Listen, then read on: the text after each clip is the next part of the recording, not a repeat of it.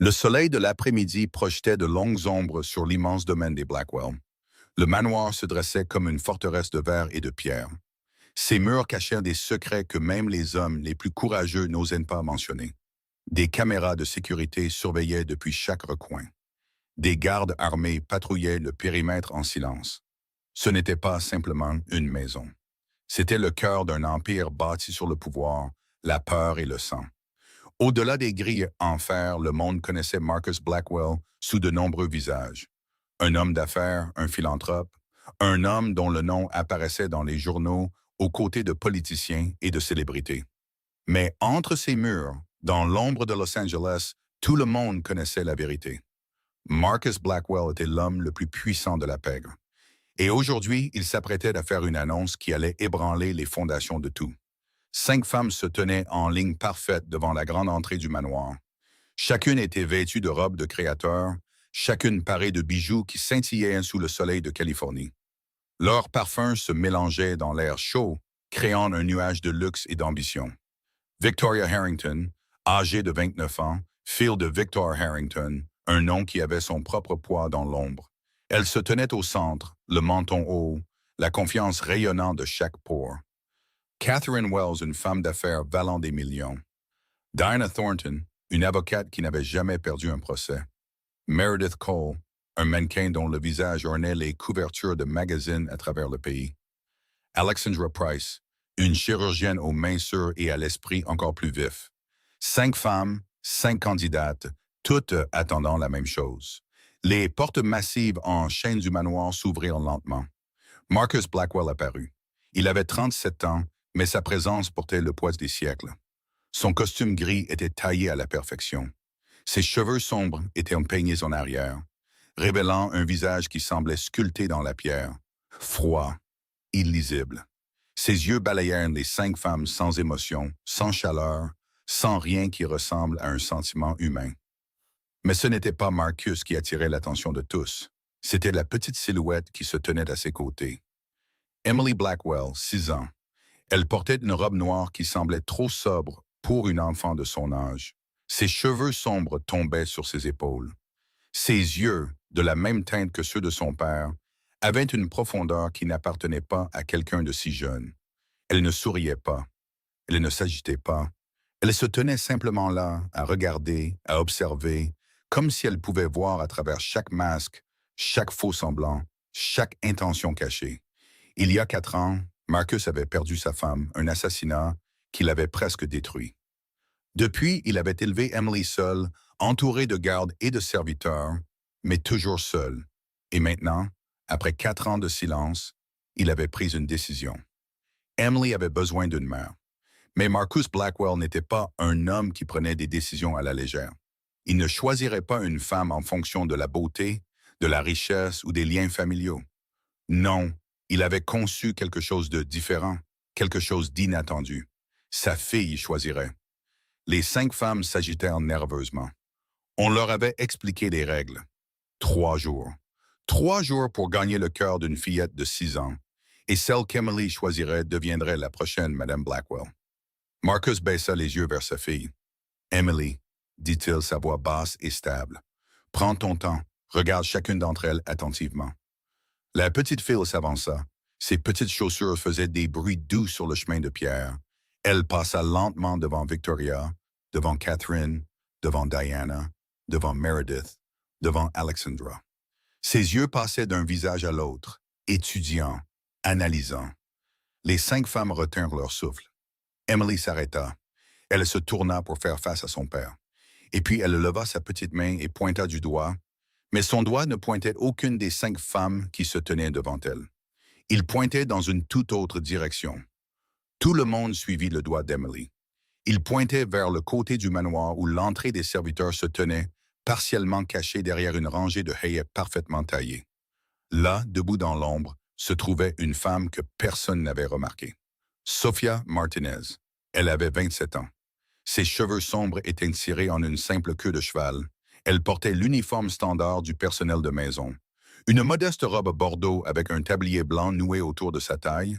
Des gants de nettoyage jaunes couvraient ses mains. Un chiffon pendait mollement de ses doigts, oublié dans ce choc du moment. Sophia nettoyait les fenêtres près de l'entrée lorsque le rassemblement avait commencé. Elle était restée en retrait, invisible, comme les serviteurs étaient censés l'être. Elle avait regardé les 5 femmes élégantes arriver dans leur voiture de luxe. Elle les avait regardées prendre leur position comme des concurrentes dans un étrange concours. Elle n'avait jamais imaginé, pas même une seule seconde, que tout cela avait quelque chose à voir avec elle. Mais maintenant, une fillette de 6 ans pointait directement vers elle. Le silence qui tomba sur le jardin fut absolu. Victoria Harrington fut la première à réagir. Un rire court et sec s'échappa de ses lèvres. Elle couvrit sa bouche avec des doigts manucurés, mais ses yeux brillaient de moquerie. « C'est une blague ?» demanda-t-elle, regardant Marcus avec un sourire amusé. Les autres femmes échangèrent des regards. Catherine Wells haussa un sourcil. Diana Thornton croisa les bras. Meredith Cole chuchota quelque chose à Alexandra Price, qui secoua la tête avec incrédulité. Sophia sentit le sang quitter son visage. Son cœur battait si fort qu'elle pouvait l'entendre dans ses oreilles. Elle fit un pas en arrière, se pressant contre le mur comme si elle pouvait d'une manière ou d'une autre y disparaître. « Monsieur, balbutia-t-elle, sa voix à peine plus qu'un murmure. La petite fille doit plaisanter. Je ne suis que la gouvernante. Je ne devrais même pas être ici. » Elle regarda Marcus, espérant qu'il corrigerait sa fille, espérant qu'il rirait et dirait à Emily de choisir à nouveau, espérant que ce cauchemar prendrait fin. Mais Emily ne fléchit pas. La petite fille se tourna pour faire face à son père. Son expression était sérieuse au-delà de son âge. « Je ne plaisante pas, dit-elle clairement. Je veux qu'elle soit ma mère. » Les mots restèrent suspendus dans l'air comme un verdict. Le sourire de Victoria s'effaça. L'amusement dans ses yeux se transforma en quelque chose de plus sombre, de plus froid. Marcus Blackwell se tenait immobile. Son visage ne révélait rien. Il regarda sa fille pendant un long moment, puis tourna son regard vers Sophia. Ses yeux balayèrent son uniforme simple, ses mains tremblantes, son expression terrifiée. Il ne dit rien. La tension devint insupportable. Puis, de l'intérieur du manoir, vint le son sec de talons frappant le marbre. Eleanor Blackwell sortit par les portes d'entrée. Elle avait 65 ans, mais l'âge n'avait pas diminué sa présence. Elle se déplaçait comme une reine, ce qu'elle était en quelque sorte, née dans une famille aristocratique anglaise. Elle s'était mariée dans la dynastie Blackwell et avait passé des décennies à bâtir sa réputation. Ses cheveux argentés étaient coiffés impeccablement, ses perles pendaient parfaitement autour de son cou, ses yeux, vifs comme des poignards, observèrent la scène devant elle. D'abord, elle regarda les 5 femmes, puis Emily, puis Sophia. Son visage devint pâle, puis rouge. Sa mâchoire se serra jusqu'à ce que les muscles de son cou ressortent comme des cordes. « Quoi ?» dit-elle lentement, sa voix tremblant d'une fureur à peine contenue. « Quelle est la signification de ceci ?» Personne ne répondit. Marcus bougea enfin. Il posa une main sur l'épaule d'Emily et regarda le rassemblement devant lui. « Ma fille a fait son premier choix, annonça-t-il, sa voix calme et stable. Mais cette décision est trop importante pour être prise en un seul instant. » Les 5 femmes se penchèrent légèrement en avant, l'espoir brillant dans leurs yeux. « Il y aura une période d'essai, » continua Marcus. « 3 jours, toutes les candidates resteront ici et passeront du temps avec Emily. » Victoria sourit de satisfaction, mais Marcus tourna alors son regard vers Sophia. Les 6 candidates. Les yeux de Sophia s'écarquillèrent. Le sourire de Victoria disparut. Eleanor prit une inspiration brusque. Marcus, siffla sa mère entre ses dents serrées, mais Marcus Blackwell s'était déjà retourné et retournait vers le manoir, la petite main de sa fille fermement serrée dans la sienne. La porte du bureau privé de Marcus claqua avec assez de force pour faire trembler les tableaux sur les murs. Eleanor Blackwell se tenait au centre de la pièce, sa poitrine se soulevant, ses yeux flamboyants d'une fureur qui aurait pu incendier tout le manoir. Elle avait attendu qu'Emily soit escortée dans sa chambre par la nounou. Elle avait attendu que les 5 femmes soient conduites à leur chambre d'amis. Elle avait attendu que les serviteurs se dispersent comme des oiseaux effrayés. Mais maintenant, seule avec son fils, elle déchaîna tout. « As-tu perdu la tête ?» demanda-t-elle, sa voix s'élevant à chaque mot. « As-tu complètement et totalement perdu la tête ?»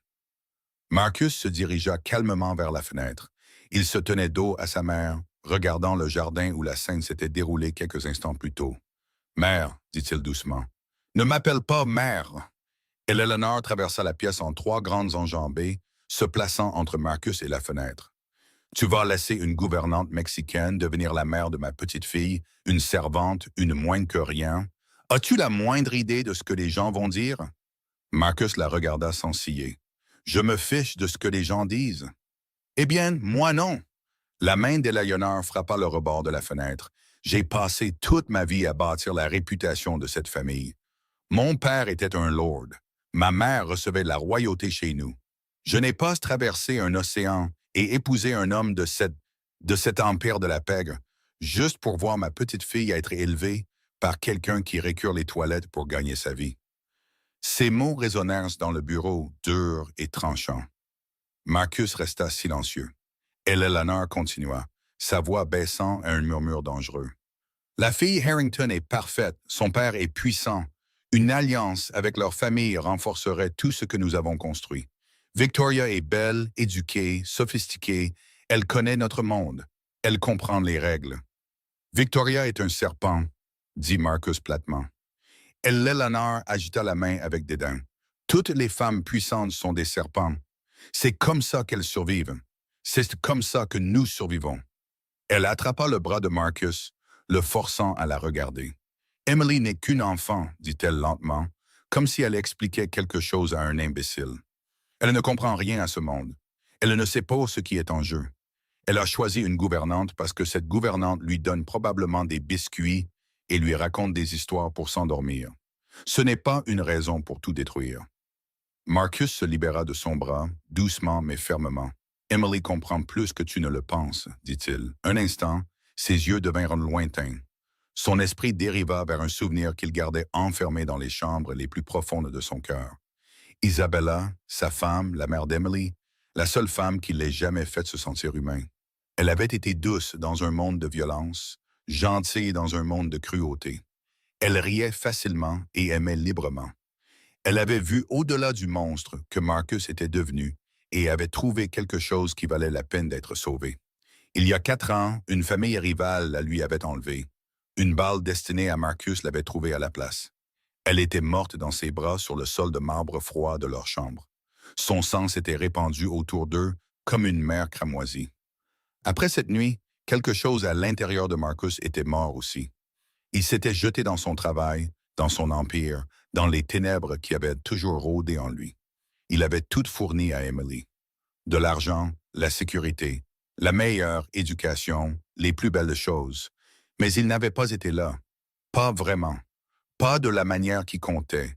Et maintenant, sa fille calme et observatrice, avait fait un choix qui avait surpris tout le monde. Peut-être voyait-elle quelque chose qu'il ne pouvait pas voir. Marcus se retourna vers sa mère. L'essai se déroulera comme prévu, dit-il, sa voix ne laissant aucune place à la discussion. Les 6 femmes participeront. Emily prendra sa décision finale dans 3 jours. Eleanor le regarda avec incrédulité. Tu ne peux pas être sérieux. Je suis toujours sérieux, Marcus. Je t'avertis et je te le dis. Marcus l'interrompit, sa voix se durcissant comme de l'acier. Que ce n'est pas ta décision à prendre. Ce n'est pas ma décision à prendre. C'est celle d'Emily. Il passa devant sa mère en direction de la porte. Si tu ne peux pas l'accepter, ajouta-t-il sans se retourner, alors peut-être devrais-tu retourner à ton propre domaine jusqu'à ce que ce soit terminé. La porte se referma doucement derrière lui. Eleanor resta seule dans le bureau, ses mains tremblant de rage. C'était loin d'être terminé. À 30 miles de là, de l'autre côté de Los Angeles, un autre manoir se dressait, caché derrière des murs de pierre et d'acier. Le domaine des Harrington ne ressemblait en rien à la résidence des Blackwell, où Marcus préférait le vert et l'élégance moderne. Victor Harrington s'entourait d'obscurité. De lourds rideaux bloquaient chaque fenêtre. Des meubles anciens remplissaient des pièces qui voyaient rarement la lumière du soleil. L'air à l'intérieur sentait les vieux cigares et les secrets encore plus anciens. Victor Harrington était assis dans son bureau, une pièce si sombre que les visiteurs trébuchaient souvent en entrant. Il préférait ça. L'obscurité était sa plus vieille amie. Elle dissimulait ses expressions, cachait ses intentions et lui donnait un avantage sur quiconque était assez fou pour s'asseoir en face de lui. Il avait 60 ans. Ses cheveux étaient devenus argentés depuis longtemps, mais ses yeux restaient vifs comme du verre brisé. De profondes rides étaient gravées sur son visage comme des cicatrices, chacune représentant une bataille gagnée, un ennemi détruit, une trahison punie. Le téléphone sur son bureau se mit à sonner. Victor jeta un œil à l'écran. Victoria, répondit-il sans saluer. Père, la voix de sa fille crépita dans le haut-parleur, épaisse d'une rage à peine contenue. Quelque chose s'est passé. Victor se pencha en arrière dans son fauteuil en cuir. Dis-moi. La fille Blackwell a fait son choix. Il y eut une pause. Quand Victoria parla à nouveau, sa voix tremblait d'humiliation. Il ne m'a pas choisi. Les doigts de Victor se resserrèrent sur le téléphone. Qui a-t-elle choisi? La femme d'affaires? L'avocate? Non. Victoria rit amèrement. Elle a choisi la gouvernante. Le silence emplit le bureau sombre. Qu'as-tu dit? La gouvernante, père. Une servante mexicaine qui nettoie leur sol. L'enfant l'a pointé du doigt comme si elle choisissait un animal de compagnie dans un refuge. Et Marcus Blackwell est resté là. Il ne l'a pas corrigé. Il ne s'est pas excusé. Il a annoncé que cette moins que rien participerait à l'essai aux côtés du reste d'entre nous. Victor se leva lentement de sa chaise. Il se dirigea vers la fenêtre et tira le rideau juste assez pour laisser un filet de lumière percer l'obscurité. « Ma fille, dit-il doucement, a été comparée à une servante. Père, Ma fille, l'héritière de l'Empire Harrington, a été placée au même niveau que quelqu'un qui vide les poubelles. » Victoria se tut. Victor se souvint d'une époque où les familles Blackwell et Harrington avaient été alliées. Il y a 20 ans, ils s'étaient partagé Los Angeles comme des rois se partagent une terre conquise. Ils avaient partagé des ennemis, des profits, du pouvoir. Mais les alliances dans leur monde ne duraient jamais. Un différend sur un territoire, une trahison sur une cargaison, une balle qui avait trouvé la mauvaise cible. Le partenariat s'était effondré et à sa place avait grandi une haine qui s'était envenimée comme une plaie ouverte. Marcus Blackwell avait tout pris à Victor. Territoire, influence, respect, et maintenant, intentionnellement ou non, il lui avait infligé l'insulte suprême. « Père !» la voix de Victoria interrompit ses pensées. « Que dois-je faire? » Victor se détourna de la fenêtre, laissant le rideau retomber. « Tu vas gagner cet essai, dit-il fermement. Tu vas charmer cet enfant. Tu lui feras oublier que cette servante a jamais existé. Tu deviendras la prochaine Madame Blackwell. Et à travers toi, nous aurons accès à tout ce que Marcus a construit. Et si j'échoue? » Victor se dirigea vers son bureau et appuya sur un bouton de l'interphone. « Tu n'échoueras pas, dit-il. Un instant plus tard, la porte du bureau s'ouvrit. Un homme grand en costume noir entra. Son visage était sans expression, ses yeux froids et vides. C'était Daniel, l'homme de main le plus fiable de Victor. « Monsieur, » Victor garda le téléphone collé à son oreille pendant qu'il parlait. « Je veux des yeux sur le domaine des Blackwell. Chaque entrée, chaque sortie, chaque personne qui entre et sort. Je veux savoir ce que Marcus Blackwell mange au petit déjeuner et ce dont il rêve la nuit. » Daniel hocha la tête une fois et disparut. La voix de Victoria revint au téléphone. « Père, je ne te décevrai pas. Je gagnerai, je le promets. » Victor mit fin à l'appel sans répondre. Il se tenait seul dans l'obscurité, son esprit déjà en train de calculer, de planifier. « Si tu perds, » murmura-t-il à la pièce vide, « j'apprendrai à Marcus Blackwell ce que l'humiliation signifie vraiment. » Dehors, le soleil commençait à se coucher sur Los Angeles. Mais pour Victor Harrington, la nuit ne faisait que commencer. La nuit tomba sur le domaine Blackwell comme un rideau de velours. Le manoir devint silencieux. Les 5 femmes élégantes s'étaient retirées dans leur luxueuse chambre d'amis au 2e étage, chacune élaborant des stratégies pour les jours à venir. Les gardes patrouillaient les lieux en silence. Le personnel de cuisine terminait ses tâches et disparaissait dans ses quartiers. Mais dans une petite chambre à l'extrémité de l'aide des serviteurs, Sofia Martinez ne pouvait pas dormir. Elle était assise sur le bord de son lit étroit, portant toujours son uniforme. Elle ne s'était pas changée. Elle n'avait pas dîné. Elle avait simplement marché jusqu'à sa chambre après l'annonce et s'était assise. Et elle n'avait pas bougé depuis. Ses mains tremblaient légèrement alors qu'elle fixait les murs nus autour d'elle. Cette chambre avait été sa maison pendant 3 ans, un lit simple, une petite commode, une minuscule fenêtre qui donnait sur le jardin arrière. Ce n'était rien comparé à la grandeur du manoir. Mais Sofia ne s'était jamais plainte, elle n'avait jamais attendu plus. Son esprit retourna en arrière, à un petit village au Mexique où elle était née. Ses parents étaient morts quand elle avait 8 ans. Un accident de voiture sur une route détrempée par la pluie. Elle se souvenait des funérailles, des visages de parents qu'elle connaissait à peine, des chuchotements sur ce qui arriverait à l'orpheline. Elle avait été passée de famille en famille, n'appartenant jamais vraiment nulle part. À 18 ans, elle avait rassemblé assez d'argent pour traverser la frontière. Elle était arrivée à Los Angeles avec rien d'autre qu'un sac à dos usé et un cœur rempli d'un espoir désespéré. Pendant 9 ans, elle avait travaillé à nettoyer des maisons, laver la vaisselle, récurer les sols. Elle avait accepté tous les emplois disponibles, économisé chaque centime et n'avait rien demandé à personne. Il y a 3 ans, une agence de placement l'avait envoyée au domaine Blackwell. Elle s'attendait à rester quelques mois au plus. Au lieu de cela, elle avait trouvé quelque chose qu'elle n'avait pas connu depuis l'enfance, un endroit qui ressemblait presque à un foyer. Et maintenant, à cause du doigt pointé d'une petite fille, tout avait changé. Un léger coup à la porte interrompit ses pensées. Le cœur de Sophia sursauta.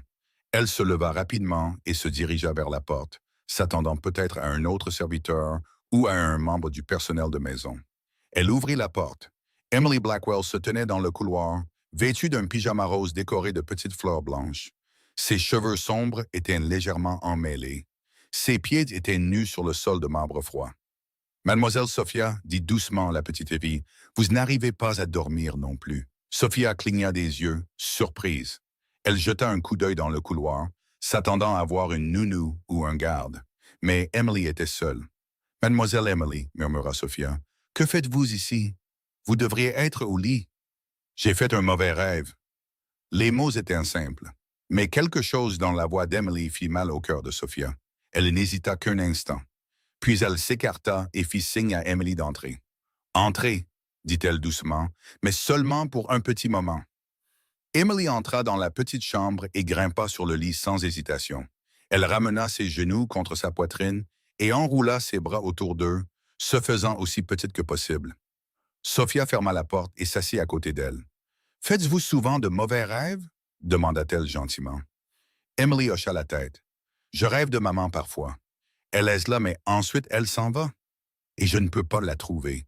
Je continue de chercher, mais elle est partie. » Sophia sentit une boule se former dans sa gorge. « Je suis désolée, murmura-t-elle. Emily la regarda avec ses yeux sombres et savants. « Vous faites aussi de mauvais rêves? » Sophia pensa aux cauchemars qui la visitaient encore parfois. Les visages de ses parents s'estompant dans l'obscurité, le sentiment d'être complètement seule au monde. « Oui, admit-elle. Parfois, j'en fais. » Emily tendit la main et prit celle de Sophia. « Ma maman me racontait des histoires quand je faisais de mauvais rêves, » dit Emily. « Vous connaissez des histoires? » Sophia sourit doucement. Elle se souvint des contes que sa propre mère lui avait racontés il y a longtemps dans ce petit village du Mexique. Des histoires de créatures magiques, d'enfants courageux et de fins heureuses qui semblaient si loin de la réalité. « J'en connais quelques-unes, » dit-elle. Elle commença à parler, sa voix basse et douce, tissant un conte sur un petit oiseau qui s'était perdu, mais avait trouvé une nouvelle famille dans un arbre lointain. Les mots coulaient naturellement, emportant avec eux la chaleur de souvenirs qu'elle pensait avoir oubliés. Emily écoutait, ses yeux s'alourdissant. Avant la fin de l'histoire, la petite fille s'était endormie. Sa tête reposait contre l'épaule de Sophia. Sa petite main serrait encore les doigts de Sophia. Sa respiration était lente et paisible. Sophia ne bougea pas. Elle resta parfaitement immobile, craignant que le moindre mouvement ne réveille l'enfant. Dans le couloir, une ombre bougea. Marcus Blackwell se tenait à la porte, qui avait été laissée légèrement ouverte. Il était venu voir Emily après avoir trouvé son lit vide. Il avait suivi le son des voix jusqu'à cette petite chambre dans l'aile des serviteurs. Et maintenant, il regardait à travers la fente étroite. Sa fille, l'enfant qui se réveillait en hurlant la plupart des nuits, la fille qui n'avait pas dormi paisiblement depuis la mort de sa mère, était blottie contre la gouvernante comme un chaton cherchant la chaleur. Marcus avait vu beaucoup de choses dans sa vie, la violence, la trahison, l'amant. Mais cette simple scène, ce moment de tendresse, le frappa plus durement que n'importe quelle balle ne l'avait jamais fait. Il resta là pendant un long moment. Puis, silencieusement, il se retourna et s'éloigna dans l'obscurité. Le soleil du matin se déversait à travers les hautes fenêtres du domaine Blackwell, illuminant le grand salon où 5 femmes s'étaient rassemblées comme des généraux se préparant à la bataille. Chacune avait passé la nuit à planifier. Chacune était arrivée à la même conclusion. La clé pour gagner était simple. Capturer le cœur d'Emily avant que quiconque d'autre ne le puisse. Victoria Harrington frappa la première. Elle descendit l'escalier de marbre en portant une boîte enveloppée de rubans de soie rose. À l'intérieur se trouvait une poupée de porcelaine importée de France, peinte à la main par des artisans qui avaient servi la royauté européenne pendant des générations. La robe de la poupée à elle seule coûtait plus que ce que la plupart des gens gagnaient en un mois. « Emily, ma chérie », roucoula Victoria, s'agenouillant devant la petite fille avec une grâce étudiée. « Je t'ai apporté quelque chose de spécial. Chaque princesse a besoin d'une compagne. Tu ne crois pas? » Emily accepta poliment la boîte. Elle l'ouvrit, jeta un coup d'œil à la poupée et la posa sur le canapé. « Merci, dit-elle doucement. » Le sourire de Victoria vacilla mais resta ferme. Catherine Wells s'avança ensuite. Elle s'assit à côté d'Emily et sortit son téléphone, montrant des photos de la tour Eiffel scintillant la nuit. « Aimerais-tu visiter Paris? » demanda Catherine avec enthousiasme. « Je pourrais t'emmener faire du shopping sur les Champs-Élysées. Nous pourrions manger des croissants au bord de la Seine. Aimerais-tu ça? » Emily regarda les photos sans expression. « Peut-être, dit-elle. » Diana Thornton essaya une approche différente. Elle s'assit en face d'Emily et parla de l'importance de l'éducation, des meilleures écoles privées de Californie, de la façon dont elle pourrait aider Emily à devenir une brillante avocate un jour. Emily écouta poliment mais ne dit rien. Meredith Cole montra à Emily des photographies de ses jours de mannequin, expliquant comment elle pourrait lui apprendre la mode, la beauté et l'assurance. Emily hocha la tête de temps en temps. Alexandra Price apporta un ensemble de jouets éducatifs conçus pour développer des compétences cognitives.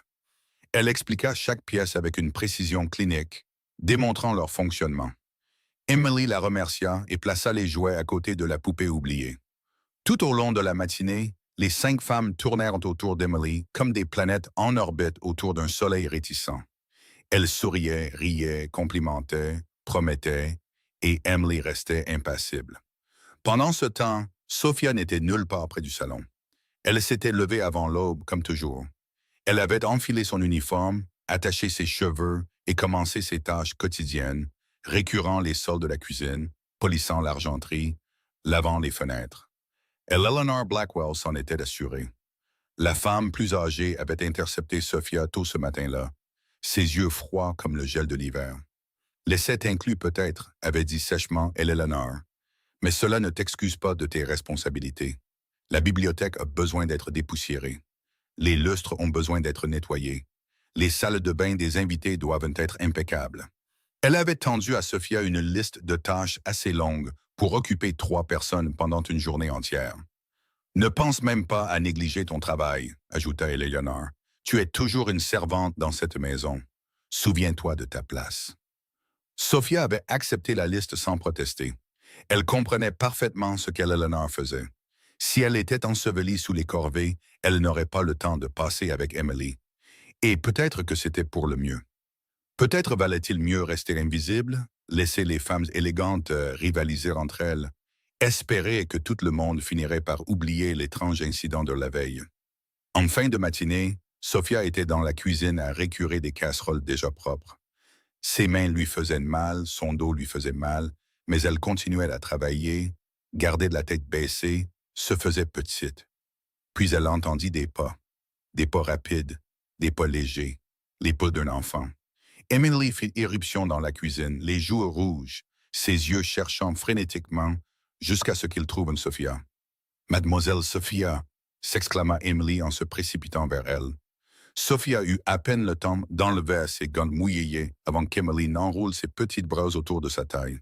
« Elles n'arrêtent pas de parler et de parler, » murmura Emily. « Je n'aime pas ça. Est-ce que je peux rester ici avec toi? » Sophia hésita. Elle jeta un coup d'œil vers la porte, sachant qu'Eleanor pouvait apparaître à tout moment, sachant qu'être vue avec Emily ne ferait qu'empirer les choses. Mais comment pouvait-elle refuser ses yeux suppliants? « Juste pour un petit moment, » murmura Sophia en retour. Emily sourit, le premier sourire sincère qu'elle y avait montré de toute la matinée. Elle grimpa sur un tabouret de cuisine et regarda Sophia retourner à son travail, contente simplement d'être près d'elle. Aucune d'elles ne remarqua la silhouette qui se tenait dans le couloir. Victoria Harrington avait suivi Emily depuis le salon. Elle se tenait dans l'ombre, juste au-delà de l'entrée de la cuisine, observant la scène se dérouler. Sa mâchoire se serra, ses ongles parfaitement manucurés s'enfoncèrent dans ses paumes. Elle avait dépensé des fortunes en cadeaux. Elle avait promis des rêves. Elle avait tout fait correctement. Et pourtant, l'enfant courait vers la servante. Victoria se détourna de la cuisine. Son esprit travaillait déjà. Le charme ne suffirait pas. Les cadeaux ne suffiraient pas. Si elle voulait gagner, elle devrait retirer Sophia Martinez de la compétition entièrement, quoi qu'il en coûte. Marcus Blackwell était assis seul dans son bureau privé, entouré de moniteurs affichant chaque recoin de son domaine. La pièce était son sanctuaire. Des murs à l'épreuve des balles, des portes insonorisées, un bureau encombré de documents qui ne verraient jamais la lumière d'un tribunal. De là, il commandait d'un empire qui s'étendait sur toute la côte ouest. Mais aujourd'hui, son attention n'était pas portée sur les affaires. Ses yeux restaient fixés sur un seul écran montrant la cuisine. Emily était assise sur un tabouret en bois, balançant ses jambes d'avant en arrière pendant que Sophia travaillait à proximité. La petite fille parlait, sa bouche bougeait constamment, bien que les caméras ne capturent aucun son. Sophia écoutait en séchant la vaisselle, hochant la tête de temps en temps, souriant parfois. Marcus passa à une autre caméra, le salon. Les 5 femmes élégantes étaient assises dans un silence gêné. Victoria examinait ses ongles. Catherine faisait défiler son téléphone. Diana feuilletait un magazine sans le lire. Meredith regardait par la fenêtre. Alexandra vérifiait sa montre à plusieurs reprises. Aucune d'elles n'avait remarqué qu'Emily avait de nouveau disparu. Marcus retourna à l'image de la cuisine. Il y avait sa fille qui riait de quelque chose que Sophia avait dit. Riant vraiment, le son était peut-être inaudible à travers l'écran, mais Marcus reconnut l'expression. Il ne l'avait pas vue depuis des années. Une lourdeur s'installa dans sa poitrine. Il se pencha en arrière dans sa chaise et ferma les yeux, laissant remonter des souvenirs qu'il gardait habituellement enfouis. Il y a 3 ans, lorsque Sophia Martinez était arrivée pour la première fois au domaine, Emily avait 3 ans. Marcus se souvint d'avoir signé les papiers d'embauche sans même jeter un coup d'œil à la nouvelle recrue. Juste une autre servante, juste un autre visage dans la machinerie de sa maison. À l'époque, il était consumé par la guerre. Le conflit avec les Harrington avait atteint son apogée. Des différends territoriaux, des tentatives d'assassinat, des trahisons qui exigeaient des réponses sanglantes. Marcus avait passé des mois loin de chez lui, se déplaçant entre des plans, planifiant des attaques, enterrant des ennemis. Quand il revenait au domaine, c'était généralement tard dans la nuit. Il allait voir Emily brièvement, la regardant dormir quelques minutes avant de se retirer dans son bureau pour continuer à travailler. Il s'était dit que c'était nécessaire. Il s'était dit qu'il construisait un empire pour elle. Il s'était dit qu'une fois les guerres gagnées, une fois les ennemis vaincus, il aurait le temps d'être un père. Mais les guerres ne finissaient jamais vraiment. Il y avait toujours une autre menace, un autre rival, un autre problème nécessitant son attention. Et pendant qu'il se battait dans l'ombre, quelqu'un d'autre élevait sa fille. Marcus ouvrit les yeux et attrapa l'interphone. « Envoyez M. Patterson à mon bureau. » 2 minutes plus tard, le majordome en chef entra. Gerald Patterson avait servi la famille Blackwell pendant plus de 20 ans. Ses cheveux étaient devenus blancs avec le temps, mais sa posture restait impeccable. « Vous avez appelé, monsieur? » « Parlez-moi de Sophia Martinez. » Les sourcils de Patterson se haussèrent légèrement. « La gouvernante, monsieur? » « Oui. » Le majordome réfléchit attentivement à la question avant de répondre. « Mademoiselle Martinez est avec nous depuis 3 ans, monsieur. Elle est arrivée par une agence. Ses références étaient modestes, mais satisfaisantes. Depuis, elle s'est avérée être une employée exemplaire. » « Comment ça? » « Elle travaille plus dur que n'importe qui dans le personnel. Elle arrive tôt et part tard. Elle ne se plaint jamais, ne demande jamais de congé, ne cause jamais de problème. Les autres serviteurs la respectent. » Marcus hocha lentement la tête.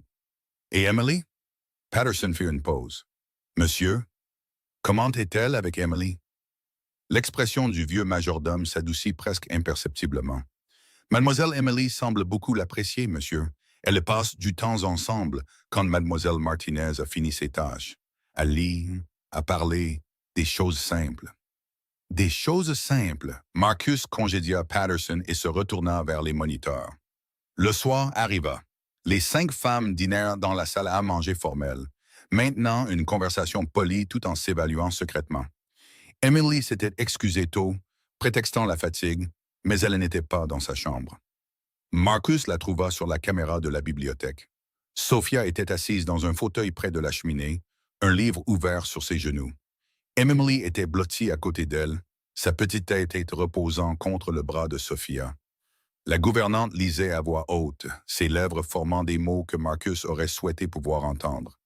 Il regarda les yeux d'Emily s'alourdir, regarda sa respiration ralentir, la regarda sombrer dans le sommeil avec une paix qui semblait étrangère à tout ce que Marcus connaissait de son propre enfant.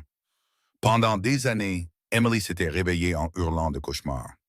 Pendant des années, les nounous s'étaient plaints de son agitation. Pendant des années, les médecins avaient suggéré des médicaments et des thérapeutes. Mais la voilà, dormant comme un ange, tenue par une femme qui gagnait moins en un an que ce que Victoria Harrington dépensait en chaussures. Marcus fixa l'écran pendant un long moment. Il avait bâti un empire. Il avait conquis des ennemis. Il avait accumulé une richesse incommensurable. Mais il avait manqué quelque chose d'important. Il avait manqué de voir sa fille grandir. Et maintenant, cette fille avait pointé son doigt sur la seule personne qui avait été là quand il ne l'était pas. Marcus prit une décision. Il devait comprendre pourquoi Emily avait choisi Sophia. Pas seulement l'accepter, pas seulement l'observer, le comprendre. Car quoi qu'Emily ait vu en cette femme, Marcus Blackwell avait l'intention de le découvrir par lui-même. Tard cette nuit-là, Victoria Harrington s'enferma dans sa chambre d'amis et composa le numéro de son père. Victor répondit à la deuxième sonnerie. « Rapport », dit-il froidement. Victoria arpentait la longueur de la pièce, ses talons claquant sur le parquet. « C'est pire que je ne le pensais », admit-elle. « L'enfant est obsédé par cette servante. Elle nous regarde à peine. À chaque occasion, elle court à la cuisine, à la bibliothèque ou là où cette femme se trouve. Et Blackwell, il regarde tout mais ne dit rien.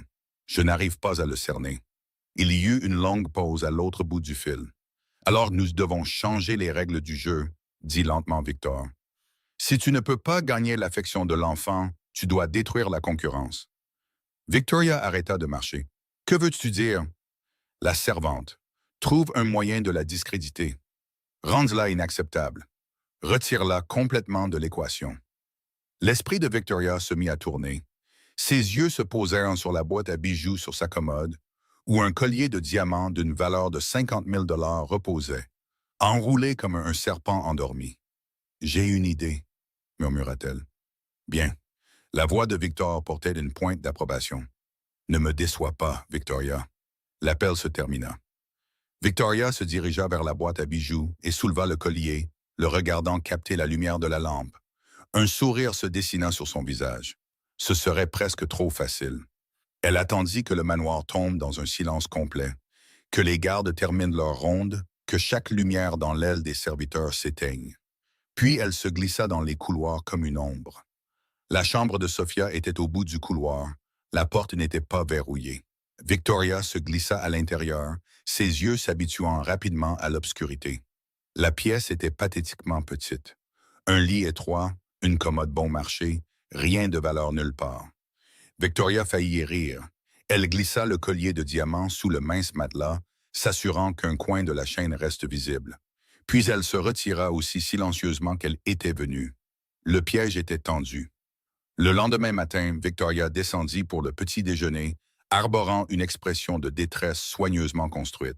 « Mon collier », annonça-t-elle bruyamment, attirant l'attention de tous. « Il a disparu. Je l'ai laissé sur ma commode hier soir et maintenant il s'est volatilisé. » Catherine leva les yeux de son café. Diana fronça les sourcils. Meredith poussa un cri dramatique. Le visage de Eleanor Blackwell se durcit immédiatement. « Quel collier ?» demanda-t-elle. « Un héritage de famille, » dit Victoria, sa voix tremblant parfaitement. « Des diamants transmis par ma grand-mère. Il est irremplaçable. » Eleanor se leva de sa chaise. « C'est inacceptable. Je vais faire interroger le personnel immédiatement. »« Peut-être, » suggéra délicatement Victoria, « devrions-nous d'abord fouiller les quartiers des serviteurs. Ils ont accès à toutes les chambres, après tout. » Les yeux d'Eleanor se plissèrent. Elle comprit parfaitement l'insinuation. 20 minutes plus tard, le chef de la sécurité se tenait devant eux avec une expression sombre. Nous avons trouvé ceci, dit-il, brandissant le collier de diamants, dans la chambre de Mademoiselle Martinez, cachée sous son matelas. La pièce explosa. Catherine se couvrit la bouche. Diana secoua la tête avec incrédulité. Meredith murmura quelque chose sur le fait de ne jamais faire confiance aux serviteurs. Alexandra resta silencieuse, son expression illisible. Le visage d'Eleanor devint cramoisi de fureur vertueuse. « Amenez-la ici », ordonna-t-elle. Maintenant, Sophia fut traînée de la cuisine, portant toujours son tablier, ses mains encore humides d'avoir lavé la vaisselle. Elle regarda le collier avec confusion. « Je ne comprends pas », balbutia-t-elle. « Je n'ai jamais vu ça de ma vie. »« Il a été trouvé dans votre chambre, » dit Eleanor. « Sous votre matelas. C'est impossible. Je ne ferai jamais. »« Assez !» la coupa Eleanor. « Vous êtes une voleuse, une criminelle ordinaire. Je savais depuis le début qu'on ne pouvait pas faire confiance à quelqu'un comme vous. » Victoria regarda la scène se dérouler avec une satisfaction à peine dissimulée. Tout se passait parfaitement. Puis une petite voix perça le chaos. « Non. » Emily se fraya un chemin à travers les adultes, se plaçant directement devant Sophia. « Mademoiselle Sophia ne l'a pas pris !» cria la petite fille. « Je sais qu'elle ne l'a pas fait. Elle ne volerait jamais rien. » Eleanor tendit la main vers sa petite fille. « Emily, ma chérie, tu ne comprends pas. »« Si je comprends. » Emily se dégagea, ses yeux flamboyants. « Mademoiselle Sophia est gentille. Elle est bonne. Ce n'est pas une voleuse. » La pièce tomba dans un silence inconfortable. Marcus Blackwell se tenait près de la porte, où il avait tout observé sans dire un mot. Ses yeux se déplacèrent lentement sur la scène. Ils passèrent sur le visage terrifié de Sophia, sur la colère vertueuse d'Eleanor, sur la défense féroce d'Emily. Et finalement, ils se posèrent sur Victoria Harrington. Juste un instant, à peine une fraction de seconde, un sourire vacilla sur les lèvres de Victoria. Une minuscule expression de triomphe qui disparut presque avant d'apparaître. Mais Marcus le vit. Il avait passé toute sa vie d'adulte à lire les gens, à détecter les mensonges, à identifier les ennemis. Ce bref sourire lui dit tout ce qu'il avait besoin de savoir. « Attendez, dit-il doucement. » Tout le monde se tourna vers lui. « Avant de procéder aux accusations, continua Marcus, sa voix dangereusement calme, je veux que les enregistrements de sécurité de la nuit dernière soient examinés. Chaque caméra, chaque angle, chaque minute. » Le sourire de Victoria disparut. « Ce n'est sûrement pas nécessaire, dit-elle rapidement. Les preuves sont claires. Je décide de ce qui est nécessaire dans ma maison. » Le ton de Marcus ne laissait aucune place à la discussion. 20 minutes plus tard, le chef de la sécurité revint avec une tablette. « Monsieur, dit-il, vous devez voir ça. Les images étaient claires, horodatées, indéniables. » Elle montrait une Victoria Harrington se faufilant dans l'aile des serviteurs à 2 heures du matin, errant dans la chambre de Sophia et en ressortant quelques instants plus tard, les mains vides. La pièce devint silencieuse. Le visage de Victoria perdit toute couleur. Marcus la regarda avec des yeux qui avaient assisté à des exécutions sans ciller. « Sortez de ma maison, dit-il doucement. Maintenant, omnipotent. » Marcus leva la tablette pour que tout le monde puisse voir. Les images défilèrent dans un silence accablant. La silhouette de Victoria se déplaçait dans le couloir assombri.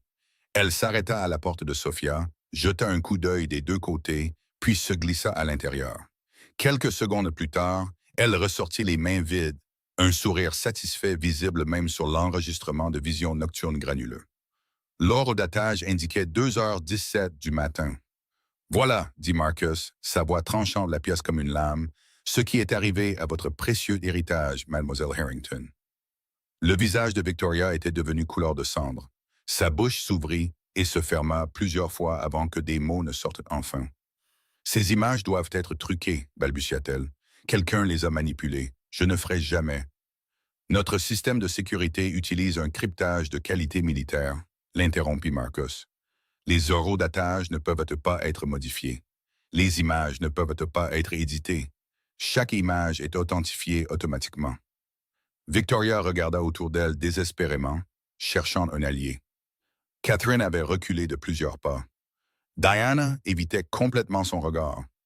Meredith et Alexandra s'étaient positionnées aussi loin d'elle que possible. Eleanor Blackwell se tenait figée, son visage un masque d'émotions contradictoires. Je vous ai fait confiance, murmura la femme plus âgée. Je vous ai défendu. Je croyais que vous étiez le bon choix pour cette famille. Madame Blackwell, s'il vous plaît, plaida Victoria, vous devez comprendre. Cette servante ruinait tout. Elle n'a pas sa place ici. J'essayais seulement de protéger. Protéger. La voix d'Eleanor s'éleva brusquement. Vous avez placé de fausses preuves. Vous avez essayé de détruire la réputation d'une femme innocente. Vous m'avez menti en face. Pour la première fois depuis le début de l'épreuve, Eleanor se tourna pour regarder Sophia. La gouvernante se tenait tranquillement contre le mur. La petite main d'Emily toujours fermement serrée dans la sienne. Sophia n'avait pas dit un mot pour sa propre défense. Elle avait simplement attendu, acceptant le sort qui l'attendait. Eleanor ne dit rien, mais quelque chose changea derrière ses yeux. Marcus s'avança jusqu'à se tenir directement en face de Victoria. « Mademoiselle Harrington, dit-il, son ton dangereusement doux, j'ai toléré beaucoup de choses dans ma vie. Des ennemis qui ont essayé de me tuer, des rivaux qui m'ont volé, des traîtres qui ont trahi ma confiance. » Victoria recula. « Mais il y a une chose que je ne peux pas tolérer. » Marcus se pencha plus près. « Les mensonges dans ma propre maison, contre les membres de mon propre foyer. »« S'il vous plaît, murmura Victoria. Mon père entendra parler de ça. Votre père peut entendre ce qu'il veut. » Marcus se redressa. « Vous avez 10 minutes pour rassembler vos affaires et quitter ma propriété. Si vous êtes encore ici après ça, mes gardes vous escorteront dehors et je vous promets qu'ils ne seront pas doux. » 2 agents de sécurité apparurent à la porte comme s'ils avaient été invoqués par ces paroles. Victoria regarda autour d'elle une dernière fois, ses yeux se remplissant de larmes d'humiliation et de rage. Puis elle se retourna et s'enfuit en haut de l'escalier, ses talons résonnant dans le manoir silencieux.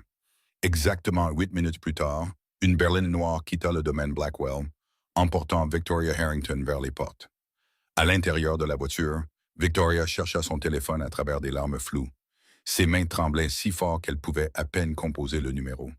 Victor répondit immédiatement. « C'est fait, père. » La voix de Victoria se brisa. Il a découvert. Les caméras ont tout filmé. Il m'a jeté dehors comme une ordure devant tout le monde.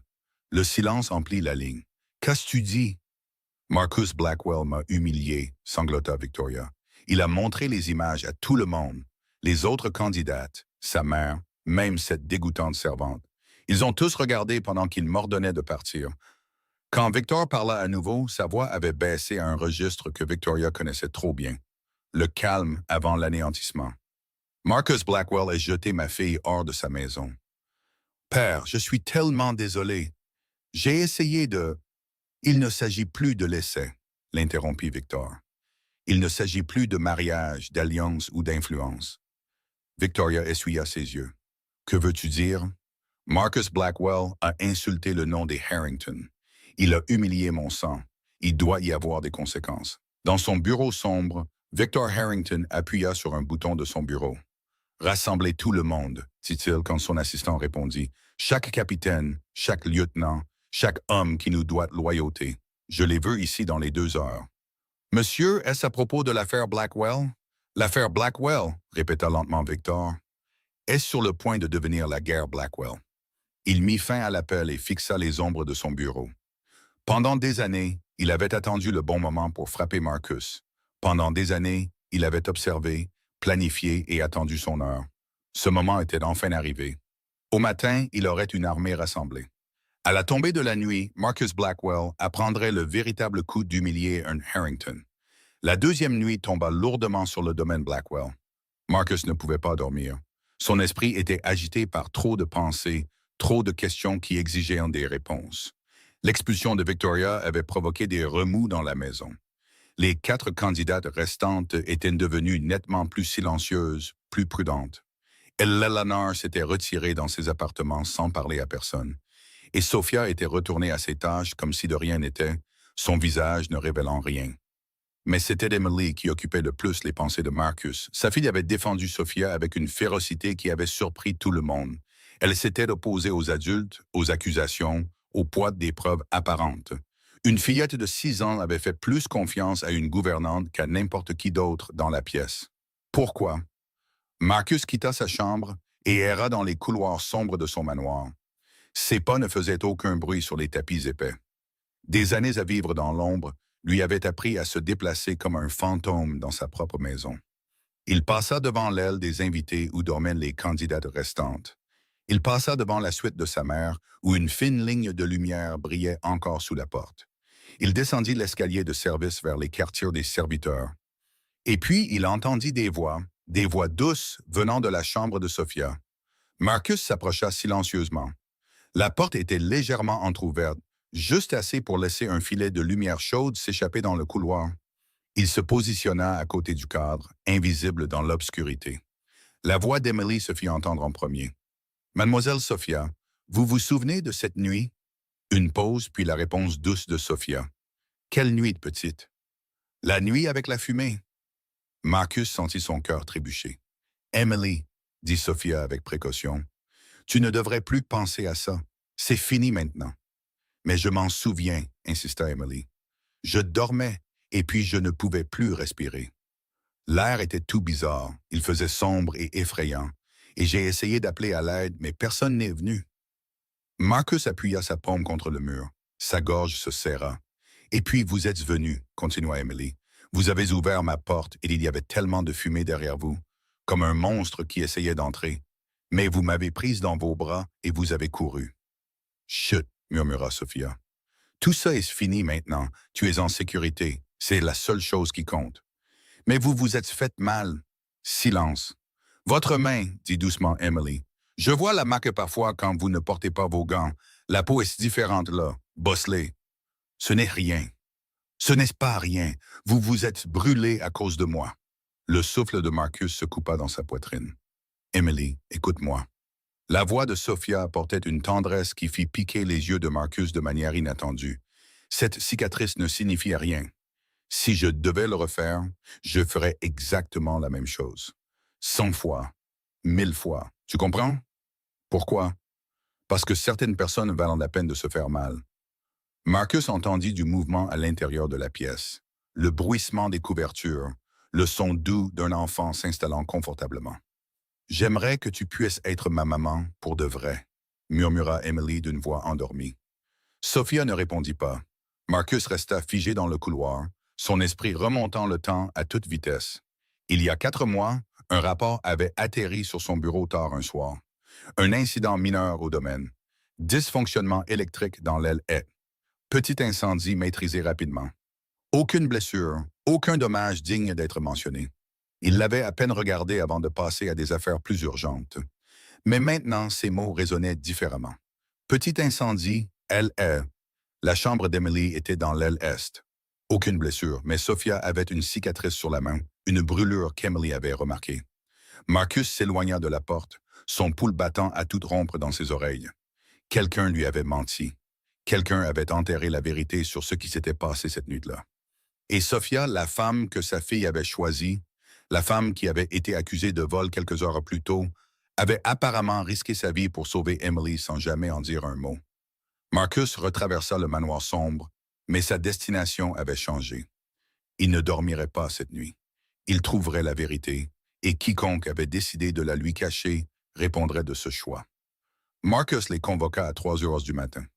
Gerald Patterson arriva le premier, son apparence habituellement impeccable, légèrement débraillée d'avoir été tiré du sommeil. Thomas Reed, le chef de la sécurité, suivit quelques instants plus tard, son visage alerte malgré l'heure. 2 gardes supérieurs se tenaient au garde-à-vous derrière eux. Ils se rassemblèrent dans le bureau privé de Marcus, où les moniteurs brillaient encore d'images provenant de tout le domaine. « Il y a 4 mois, » commença Marcus sans préambule, « il y a eu un incident dans l'aile Est, un incendie. Je veux chaque document, chaque rapport, chaque information relative à cette nuit. Maintenant. » Patterson et Reed échangèrent des regards mal à l'aise. « Monsieur, » dit Reed avec précaution, « cette affaire a été examinée et résolue. Le rapport a conclu. J'ai lu le rapport. » La voix de Marcus baissa à un silence dangereux. Il disait « incident mineur, petit incendie, aucune blessure, maîtrisé rapidement. » Reed déglutit. « Oui, monsieur. » Était-ce la vérité? Le silence emplit le bureau. Patterson s'avança, son visage âgé lourd de culpabilité. « Monsieur Blackwell, je dois avouer quelque chose. Le rapport a été simplifié. Nous ne voulions pas vous inquiéter inutilement. Vous gériez la situation à San Diego à ce moment-là, et nous pensions que ce qui s'était passé... Marcus l'interrompit. Toute la vérité, chaque détail. Reed sortit une tablette de sa veste et commença à faire défiler des fichiers archivés. L'incendie a commencé à environ 2h40 du matin, dit-il, sa voix plate et professionnelle. Le point d'origine était une prise électrique dans la chambre de Mademoiselle Emily. Un fil défectueux a provoqué une étincelle et a enflammé les rideaux près de son lit. Marcus sentit la glace se répandre dans ses veines. Les détecteurs de fumée de cette aile devaient être entretenus la semaine suivante, continua Reed. Ils ont mal fonctionné. Aucune alarme n'a sonné. Le système d'extinction d'incendie n'a pas réussi à s'activer. Au moment où les flammes étaient invisibles, une fumée importante avait déjà rempli le couloir devant la chambre de Mademoiselle Emily. Où étaient les gardes de nuit? Reed hésita. Ils effectuaient des contrôles de périmètre de l'autre côté du domaine, monsieur. Rotation standard. Personne ne surveillait les caméras intérieures à ce moment précis. Les mains de Marcus se crispèrent en point à ses côtés. Alors comment Emily a-t-elle été sauvée? Patterson s'éclaircit la gorge. Mademoiselle Martinez, monsieur. Expliquez. Elle travaillait tard ce soir-là, monsieur, polissant l'argenterie dans la salle à manger. Vers 2h45 du matin, elle a remarqué une odeur inhabituelle. Elle a enquêté et a découvert de la fumée s'échappant dessous la porte de Mademoiselle Emily. Reed reprit le récit. Nous avons examiné les enregistrements de sécurité par la suite. Mademoiselle Martinez n'a pas hésité. Elle a couru droit dans la fumée. La poignée de la porte était déjà surchauffée par le feu de l'autre côté. Quand elle l'a saisie pour ouvrir la porte, elle s'est gravement brûlé la paume. Marcus ferma les yeux. Mais elle ne s'est pas arrêtée, continua Reed doucement. Elle a forcé le passage, a trouvé Mademoiselle Emily inconsciente dans son lit, l'a soulevée et l'a transportée à travers la fumée. Au moment où elle a atteint l'escalier, les équipes de pompiers que nous avions appelées étaient arrivées. Ils ont maîtrisé l'incendie en 20 minutes. Et Emily? Inhalation mineure de fumée. Elle s'est complètement rétablie en un jour ou deux. Elle ne semble pas se souvenir de grand-chose de l'incident pendant qu'elle était inconsciente, bien qu'elle se souvienne apparemment que Mademoiselle Martinez l'a sauvée. Marcus ouvrit les yeux. Et la blessure de Sophia? Patterson secoua lentement la tête. Elle a refusé les soins médicaux, monsieur. Elle a dit que ce n'était rien de grave. Elle a bandé sa main elle-même et est retournée au travail le lendemain matin comme si de rien n'était. Je lui ai proposé de vous rapporter toute l'étendue de l'incident, mais elle m'a demandé de ne pas le faire. Elle vous a demandé de ne pas me dire qu'elle a sauvé la vie de ma fille? Elle a dit qu'elle ne voulait pas causer de problème, monsieur. Elle a dit qu'elle faisait juste ce que n'importe qui aurait fait. Elle a spécifiquement demandé que l'affaire reste confidentielle. Marcus fixa les deux hommes devant lui, des serviteurs loyaux qui avaient essayé de le protéger de l'inquiétude, qui avaient suivi les souhaits d'une humble gouvernante, qui avaient enterré une vérité qui brûlait maintenant plus fort que n'importe quel feu. « Elle a failli mourir pour ma fille », dit lentement Marcus, et elle n'a jamais dit un mot. Ni Patterson ni Reed ne répondirent. Marcus se tourna pour faire face aux fenêtres. L'aube était encore à des heures, mais il pouvait sentir quelque chose bouger en lui, comme des plaques tectoniques se réalignant après un tremblement de terre. Sophia Martinez avait marché dans les flammes pour Emily. Elle avait subi des brûlures qui la marqueraient à jamais. Elle n'avait rien demandé en retour. Et quand sa fille l'avait pointée du doigt dans le jardin, la choisissant au-dessus de la richesse, du statut et du pouvoir, Emily avait su quelque chose que Marcus commençait seulement à comprendre. « Amenez-la-moi », dit doucement Marcus. « Amenez Sophia à mon bureau maintenant. » Sophia se tenait devant la porte du bureau, son cœur battant contre ses côtes. Elle avait été réveillée par Patterson quelques minutes plus tôt. Le visage du vieux majordome était illisible alors qu'il lui transmettait le message. Monsieur Blackwell voulait la voir immédiatement. Son esprit passa en revue les possibilités. Avait-elle fait quelque chose de mal? Elia Lanard s'était-elle plainte de son travail? L'une des candidates restantes avait-elle porté une autre accusation? Elle lissa son uniforme enfilé à la hâte et frappa doucement. « Entrez ». La voix de l'intérieur était calme, mais quelque chose dans son ton fit se serrer l'estomac de Sophia. Elle poussa la porte et entra dans le bureau privé de Marcus Blackwell pour la première fois en 3 ans au domaine. La pièce était plus grande que tout son espace de vie. Des moniteurs bordaient un mur, des étagères couvraient un autre. Un bureau massif dominait le centre. derrière lequel était assis l'homme le plus puissant de Los Angeles. Marcus ne leva pas les yeux immédiatement. Il étudiait quelque chose sur son bureau, son visage dans l'ombre de la seule lampe allumée à côté de lui. « Fermez la porte, dit-il. Sophia obéit, ses doigts tremblants tâtonnant la poignée. « Asseyez-vous. » Elle s'assit sur la chaise en face de lui, se perchant sur le bord comme un oiseau prêt à s'envoler à la moindre menace. Finalement, Marcus leva les yeux pour la regarder. « Parlez-moi de l'incendie. » Sophia sentit le sang quitter son visage. « Monsieur, il y a 4 mois, l'incendie dans l'aile est dans la chambre d'Emily. » Le regard de Marcus ne vacilla jamais. « Dites-moi ce qui s'est passé. » Les mains de Sophia se tordirent sur ses genoux. « Ce n'était rien, monsieur. Juste un petit incident. Tout a été géré rapidement et mademoiselle Emily allait parfaitement bien après. Il n'y avait pas besoin de... » Sophia. Le son de son nom sur ses lèvres l'arrêta en pleine phrase. En 3 ans, elle ne se souvenait pas qu'il ait jamais utilisé son prénom. « Je sais ce qui s'est passé, » dit Marcus doucement. « J'ai vu les enregistrements de sécurité. J'ai parlé avec Patterson et Reed. Je sais que vous avez couru dans une pièce remplie de fumée avec des flammes grimpant au mur.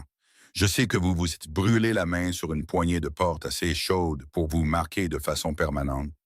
Je sais que vous avez porté ma fille inconsciente à travers des conditions qui auraient pu vous tuer toutes les deux. » Sophia baissa les yeux sur ses genoux. Sa main droite couvrit instinctivement sa gauche, cachant le tissu en relief qui marquait encore sa paume. « Ce n'était pas si grave, monsieur. L'incendie a été maîtrisé rapidement. Mademoiselle Emily n'a inhalé qu'un peu de fumée. J'étais juste réveillé et à proximité. N'importe qui aurait fait la même chose. Non, le seul mot resta suspendu dans l'air entre eux. Marcus se leva de sa chaise et contourna le bureau. Il s'arrêta directement devant Sophia et s'agenouilla, amenant son visage au niveau du sien. « Regardez-moi, dit-il doucement. » Sophia leva les yeux à contre-cœur. Marcus tendit la main et prit doucement sa main gauche. Elle tressaillit, mais ne se retira pas alors qu'il la retournait, révélant la cicatrice tordue qui s'étendait sur sa paume. « Ceci, dit-il, traçant le bord de la marque avec son pouce, n'est pas rien. » Sophia sentit des larmes menacées de couler. Elle les repoussa furieusement. « Je ne l'ai pas faite pour la reconnaissance, monsieur, ni pour une récompense. Mademoiselle Emily était en danger. Je n'ai pensé à rien d'autre. C'est précisément pourquoi c'est important. » Marcus relâcha sa main et se leva. Il se dirigea vers la fenêtre et regarda l'obscurité au-delà. « J'ai passé toute ma vie d'adulte entouré de gens qui calculent chaque action, » dit-il lentement. « Chaque faveur eut un prix. Chaque gentillesse dissimule un agenda. Chaque sourire cache une lame qui attend de frapper. » Il se retourna pour lui faire face. « Mais vous, vous avez couru dans le feu pour ma fille. Et ensuite, vous avez demandé que personne ne m'en parle. Vous avez demandé à rester invisible. Vous ne vouliez rien. » Sophia ne savait pas quoi répondre. Elle resta figée sur la chaise regardant cet homme puissant lutter avec quelque chose qu'elle ne pouvait pas tout à fait nommer. « Dans mon monde, continua Marcus, ce genre d'altruisme n'existe pas. J'avais oublié que c'était même possible. » Il revint se tenir devant elle. « Emily a vu quelque chose en vous que j'étais trop aveugle pour remarquer. Elle vous a choisi parce qu'elle a compris ce que je commence seulement à comprendre. » Sophia secoua la tête. « Monsieur, je ne suis qu'une gouvernante. Je nettoie les sols et lave la vaisselle. Je ne suis personne de spécial. » Pour la première fois depuis qu'elle était entrée dans la pièce, quelque chose changea dans l'expression de Marcus. Les lignes dures autour de ses yeux s'adoucirent presque imperceptiblement. « Vous avez sauvé la seule chose dans ce monde que j'aime vraiment, » dit-il. « Vous portez une cicatrice qui devrait être sur mes mains, pas les vôtres. Vous avez protégé ma fille quand je n'étais pas là pour la protéger moi-même. » Il fit une pause et quand il parla à nouveau, sa voix était à peine plus qu'un murmure. « J'ai envers vous une dette que je ne pourrai jamais rembourser. » Sophia leva les yeux vers lui, des larmes s'échappant enfin sur ses joues. Dans la faible lumière de ce bureau, quelque chose d'invisible et d'irréversible passa entre eux, et rien dans le domaine Blackwell ne serait plus jamais tout à fait pareil. Le 3e jour se leva, clair et lumineux sur le domaine Blackwell. À 10 heures, tout le monde s'était rassemblé dans le jardin où cet étrange voyage avait commencé. Les 4 candidates restantes se tenaient en ligne près de la fontaine, leurs visages tendus d'anticipation. Catherine Wells serait son sac à main de créateur, Diana Thornton ajustait son blazer à plusieurs reprises. Meredith Cole vérifiait son reflet dans un miroir de poche. Alexandra Price se tenait les bras croisés, son expression gardée. Et Eleanor Blackwell était assise sur une chaise en fer forgé à l'ombre d'un chêne ancien. Sa posture était rigide, ses yeux fixés sur un point invisible au loin. Elle avait à peine parlé depuis l'incident avec Victoria. Sophia se tenait à l'écart des autres, près de l'entrée des serviteurs où elle se tenait quand Emily l'avait pointé du doigt pour la première fois. Elle portait son uniforme habituel, ses cheveux étaient tirés en arrière dans sa queue de cheval habituelle. Ses mains étaient jointes devant elle, cachant la cicatrice que Marcus avait tracée avec ses doigts quelques heures plus tôt.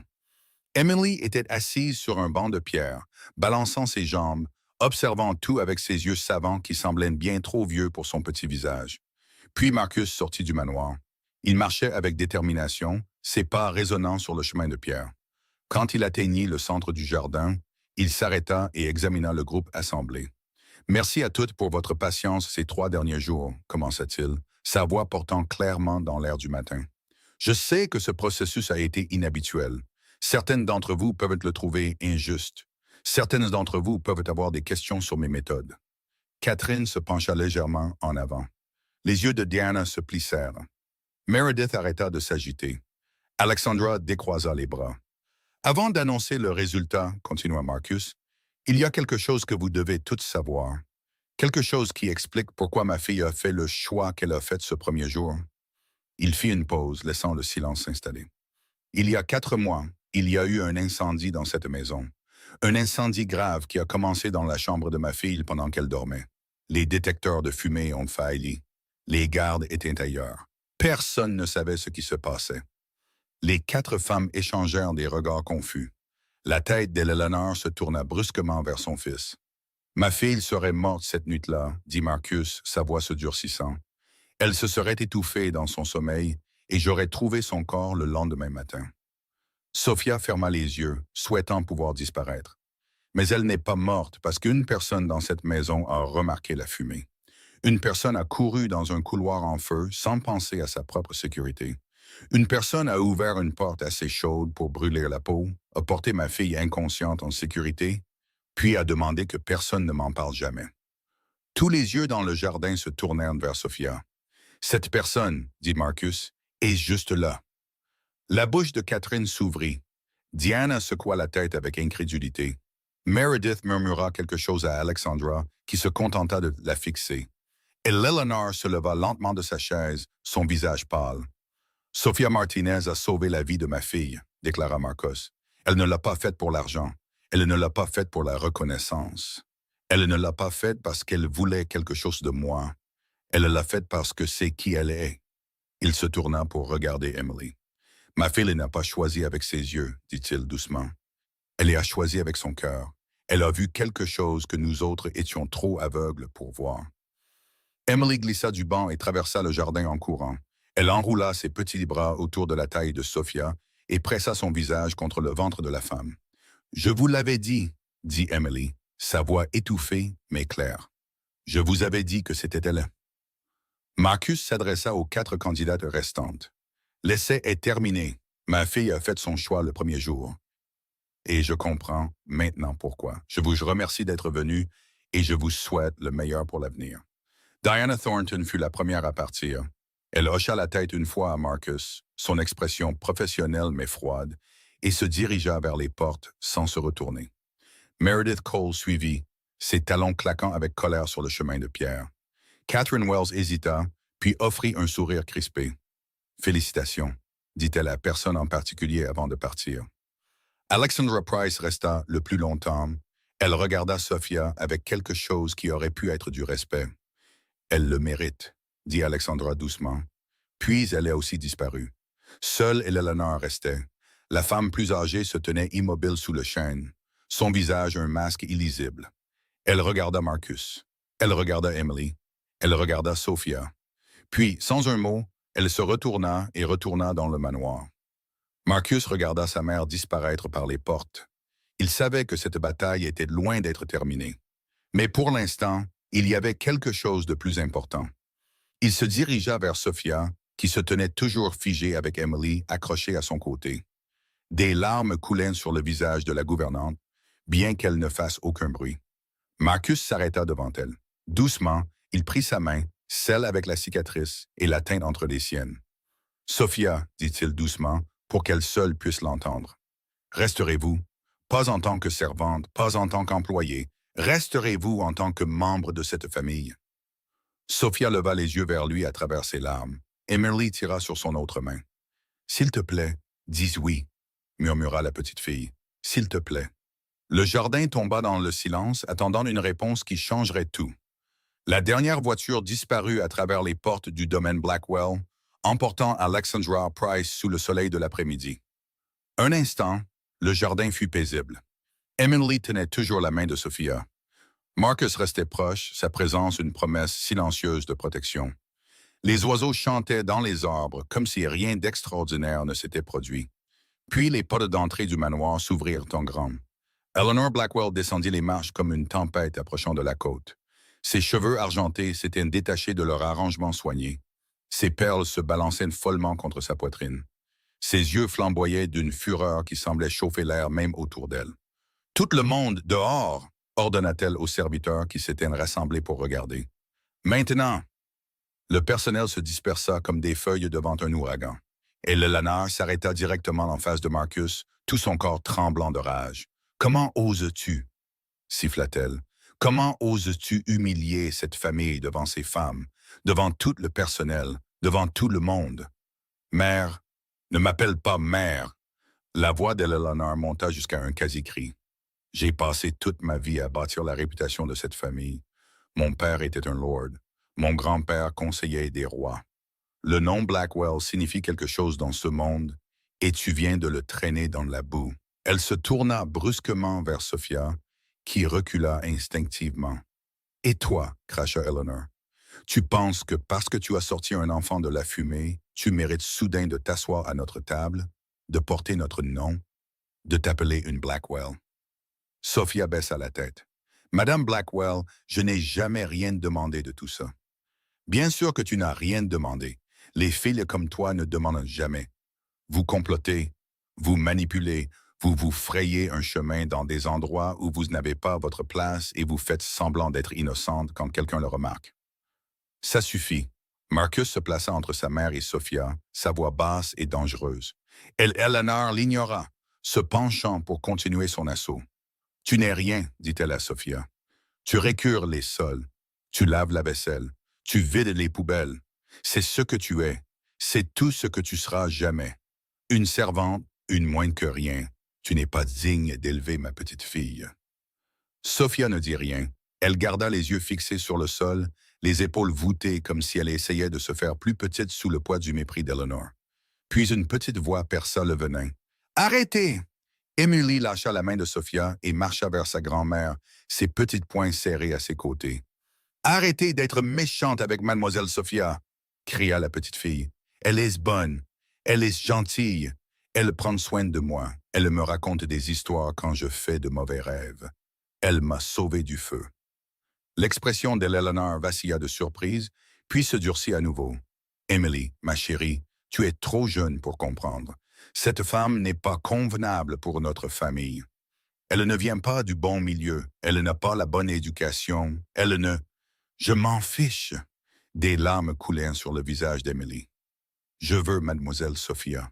Je l'ai choisie. Papa a dit que je pouvais choisir. » Eleanor regarda Marcus, s'attendant à ce qu'il intervienne, qu'il discipline sa fille, qu'il rétablisse un semblant d'ordre.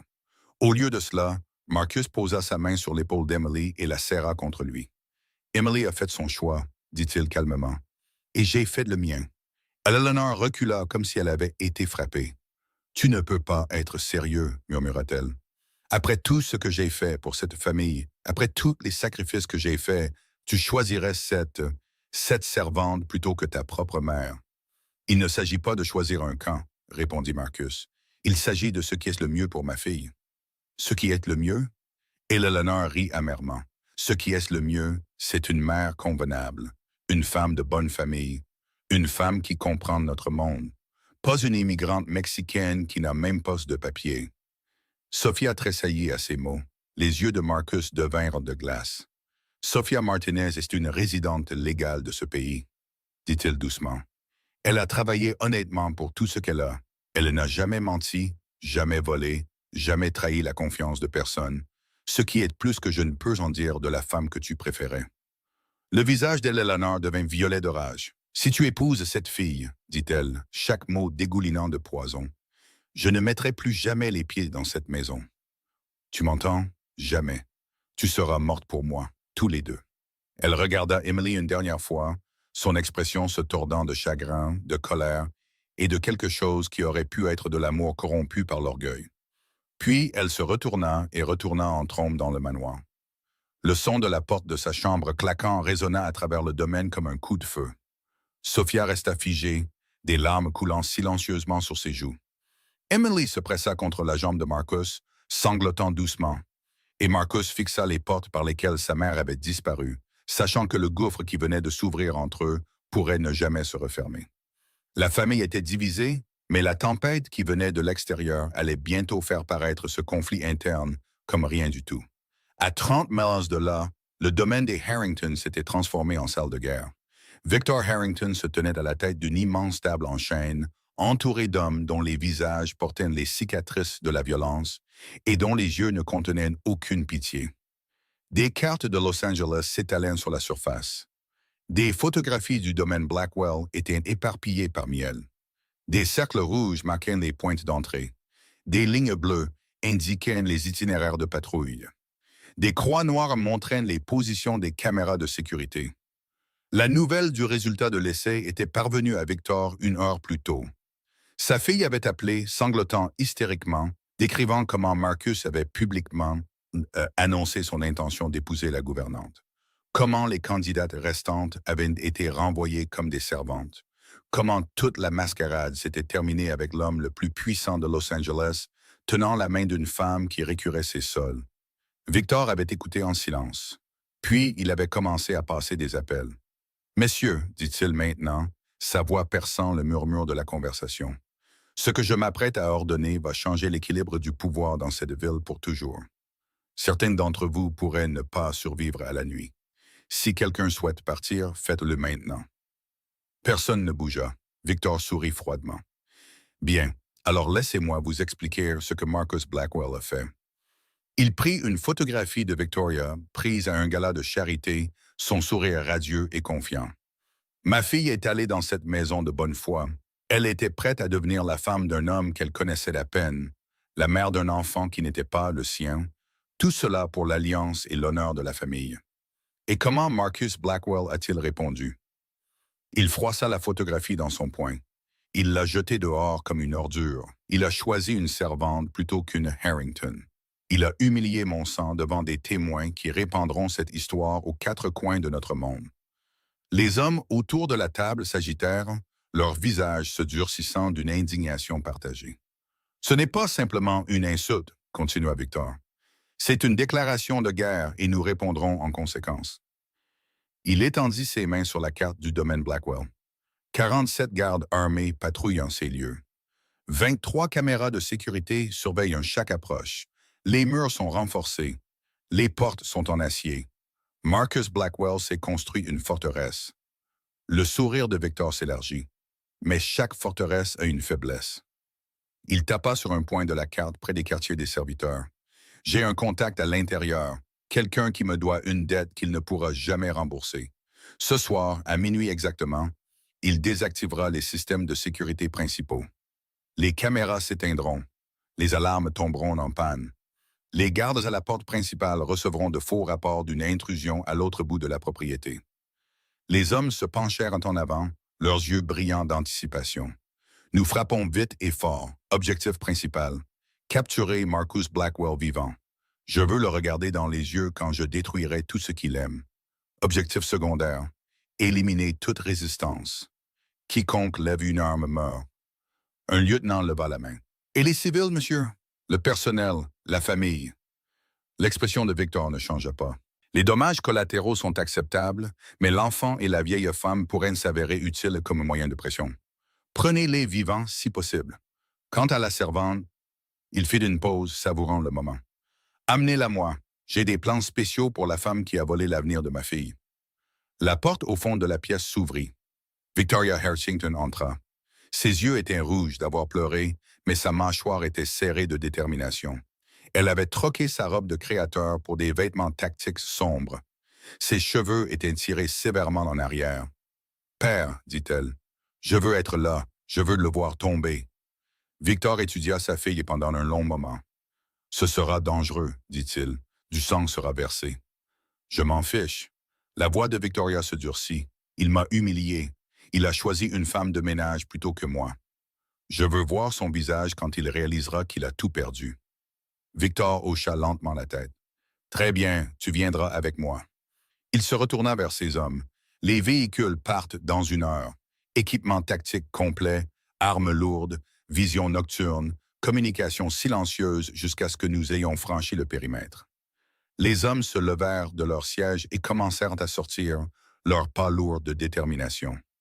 Victor se dirigea vers la fenêtre et regarda le ciel qui s'assombrissait. « Marcus Blackwell, » se murmura-t-il, « tu aurais dû accepter ma fille. Tu aurais dû plier le genou quand tu en avais l'occasion. Maintenant, tu vas apprendre ce que signifie se faire un ennemi de la famille Harrington. » À 11 heures, un convoi de véhicules noirs quitta le complexe des Harrington.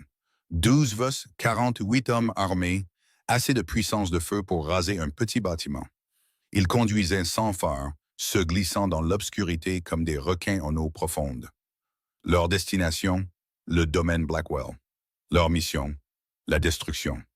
Et à l'intérieur du manoir qu'ils approchaient, Marcus Blackwell n'avait aucune idée que la guerre qu'il avait évitée pendant des années était sur le point de défoncer sa porte d'entrée. Minuit sonna et le domaine Blackwell plongea dans le noir. Chaque lumière, chaque éméra, chaque alarme, tout s'éteignit en un seul instant, comme si quelqu'un avait débranché tout le manoir. Marcus était dans son bureau en train d'examiner des rapports de sécurité lorsque la panne de courant frappa. Pendant 3 battements de cœur, il resta figé dans l'obscurité absolue. Puis, ses instincts, affinés par des décennies de survie dans la pègre, hurlèrent un avertissement. Il attrapa l'arme cachée sous son bureau. La première explosion fit voler en éclats les portes d'entrée. Des vitres tombèrent des fenêtres du bureau alors qu'une deuxième explosion secouait le mur est. Puis vinrent les tirs. Pas des tirs au hasard, mais des rafales contrôlées. Professionnels, coordonnés, conçus pour submerger et réprimer. Marcus était déjà en mouvement. Il fit irruption dans le couloir, criant des ordres dans la radio d'urgence que chaque employé de Blackwell portait. Code noir, toutes les unités en position défensive. Protéger la famille à tout prix. Le manoir explosa en chaos.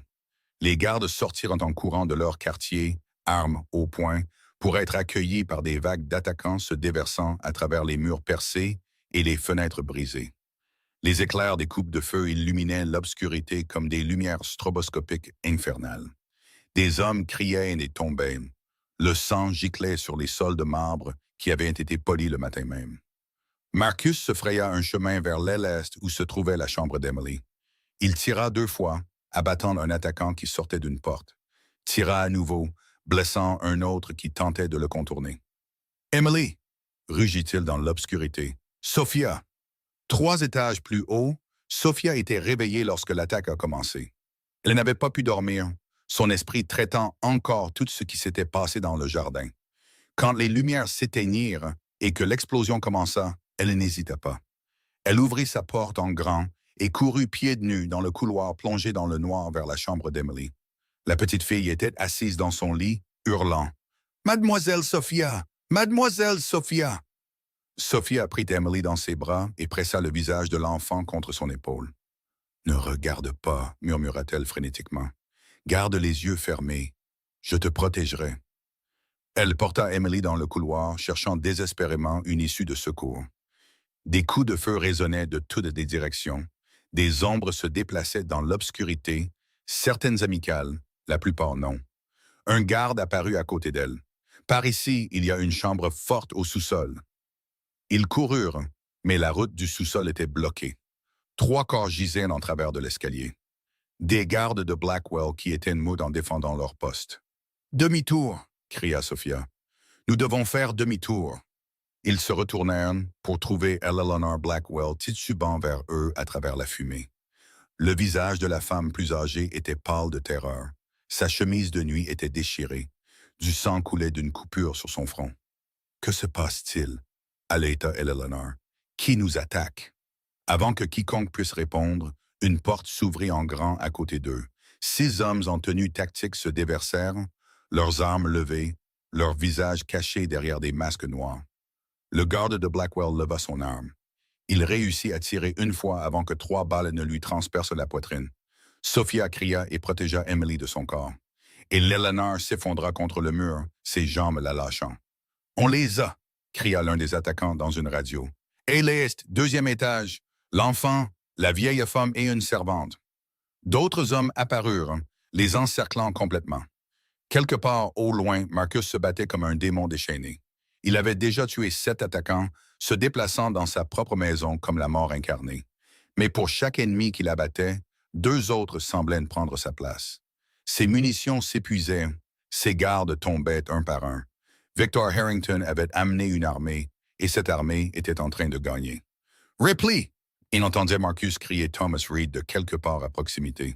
« Monsieur, nous devons nous replier. Ils sont trop nombreux. » Marcus tira sa dernière balle dans le crâne d'un attaquant et plongea derrière une table renversée. Il avait perdu le compte du nombre d'ennemis restants. Il avait perdu le contact avec la plupart de son équipe de sécurité. Il avait perdu de vue Sophia, Emily et même sa mère. Son téléphone vibra, un message d'un numéro inconnu. Il regarda l'écran et son sang se glaça. C'était une photographie. Sophia, Eleanor et Emily, ligotées et agenouillées sur le sol de ce qui ressemblait à un véhicule en mouvement. Leurs visages étaient striés de larmes. Leur bouche était bâillonnée. Leurs yeux étaient grands ouverts de terreur. Sous la photographie, 3 mots. « Rends-toi ou elle meurt ». Marcus fixa l'écran alors que le monde s'effondrait autour de lui. Pour la première fois de sa vie, il ne savait pas quoi faire. Victor Harrington se tenait dans les ruines du grand hall d'entrée du domaine Blackwell, contemplant sa victoire. Le verre brisé craquait sous ses chaussures cirées. Des impacts de balles marquaient les murs où des tableaux inestimables avaient été accrochés quelques heures plus tôt.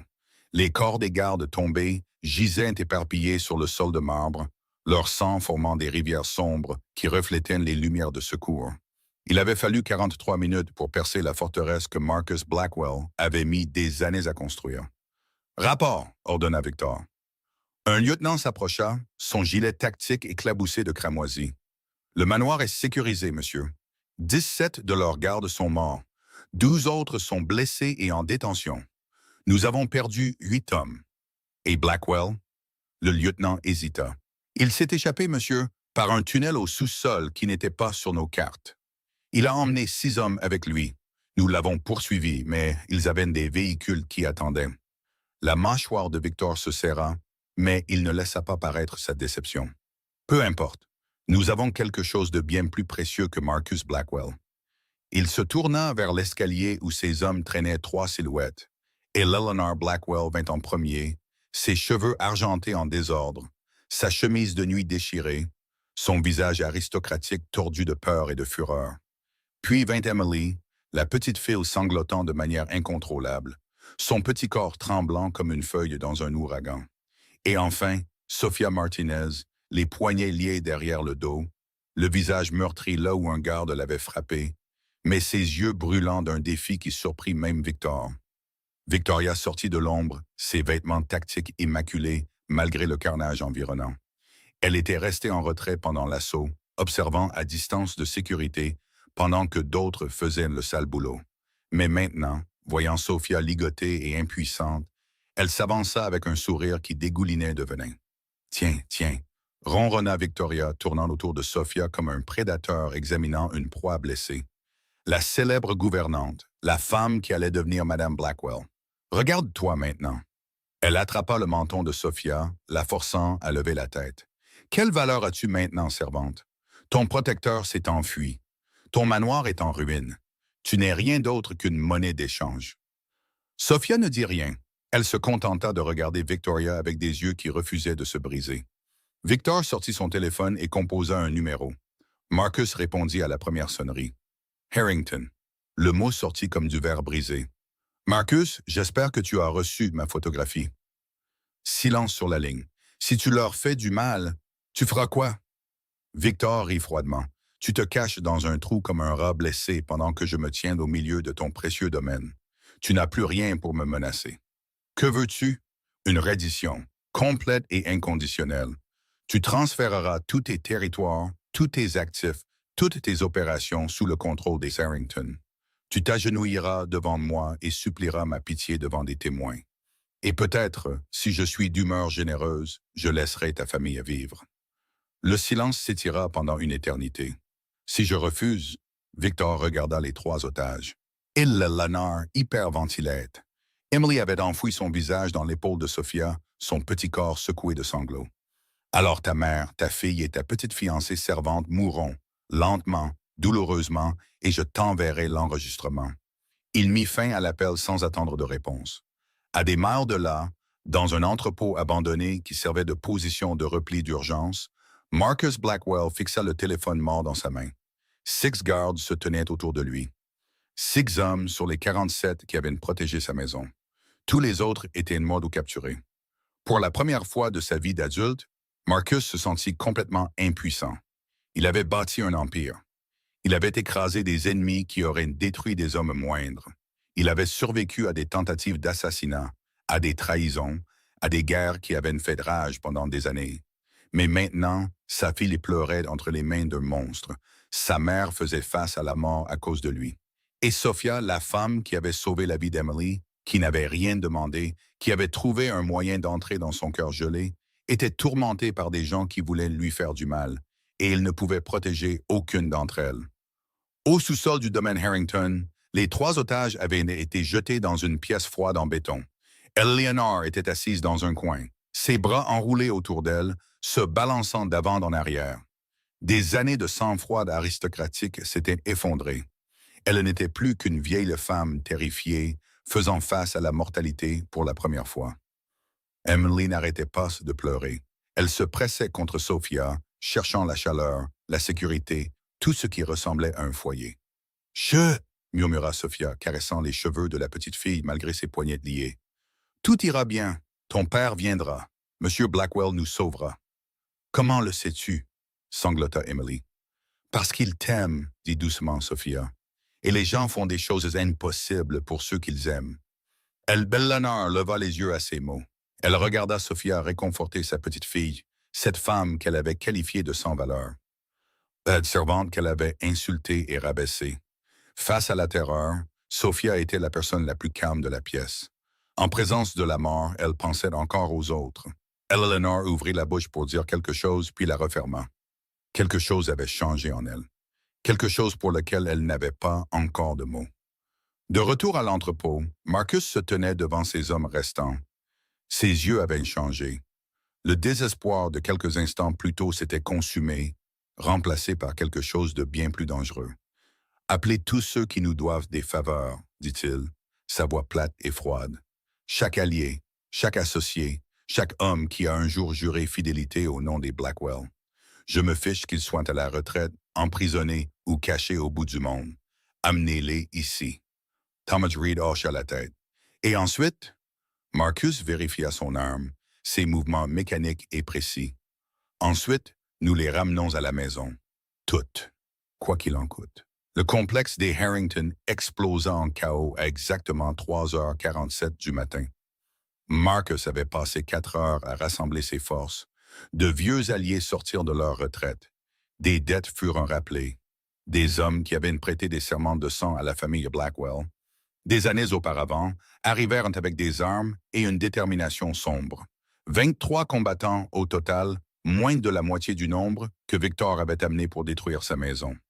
Mais Marcus Blackwell n'était pas intéressé par les combats équitables. La première vague frappa le périmètre extérieur comme un coup de foudre. Des explosions déchirèrent les tours de garde. Des tirs de snipers éliminèrent les sentinelles avant qu'elles ne puissent donner l'alarme. La porte principale s'effondra vers l'intérieur sous la force d'un camion rempli d'assez d'explosifs pour raser un bâtiment. Marcus mena l'assaut personnellement. Il se déplaça à travers le complexe comme la mort incarnée, une ombre avec une arme qui ne semblait jamais manquer sa cible. Chaque coin qu'il tournait laissait des corps derrière lui. Chaque pièce dans laquelle il entrait tombait dans le silence en quelques secondes. Son visage ne montrait rien. Aucune peur, aucune hésitation, aucune pitié. Thomas Reed avait déjà vu Marcus se battre. Mais c'était quelque chose de différent. Ce n'était pas un homme défendant un territoire ou réglant des différends commerciaux. C'était un père venant chercher son enfant. Ils sont au sous-sol, cria Reed par-dessus les tirs. Couloir aide! Marcus changea de direction sans ralentir. Deux gardes des Harrington apparurent devant lui. Il les tua tous les deux avant qu'ils ne puissent lever leurs armes. L'escalier du sous-sol se profilait devant lui. Trois autres gardes bloquaient l'entrée. Marcus tomba à genoux, tira deux fois, roula à gauche pour éviter les tirs de riposte et logea une balle dans la gorge du dernier homme. Il descendit dans l'obscurité. Victor Harrington se tenait au centre de la salle de détention, entouré de ses derniers loyalistes. 8 hommes, tous armés, tous désespérés. Victoria se recroquevillait derrière son père, sa bravade antérieure complètement évaporée. Et dans le coin, ligotée et terrifiée, se trouvaient Eleanor, Emily et Sophia. « N'avancez plus !» hurla Victor, sa voix se brisant de panique. « Un poste de plus et elles meurent !» Il fit un geste sauvage à ses hommes. « Tuez la vieille femme en premier. Laissez-le regarder. » Un garde leva son arme visant directement la tête d'Eleanor. Eleanor ferma les yeux, acceptant la mort.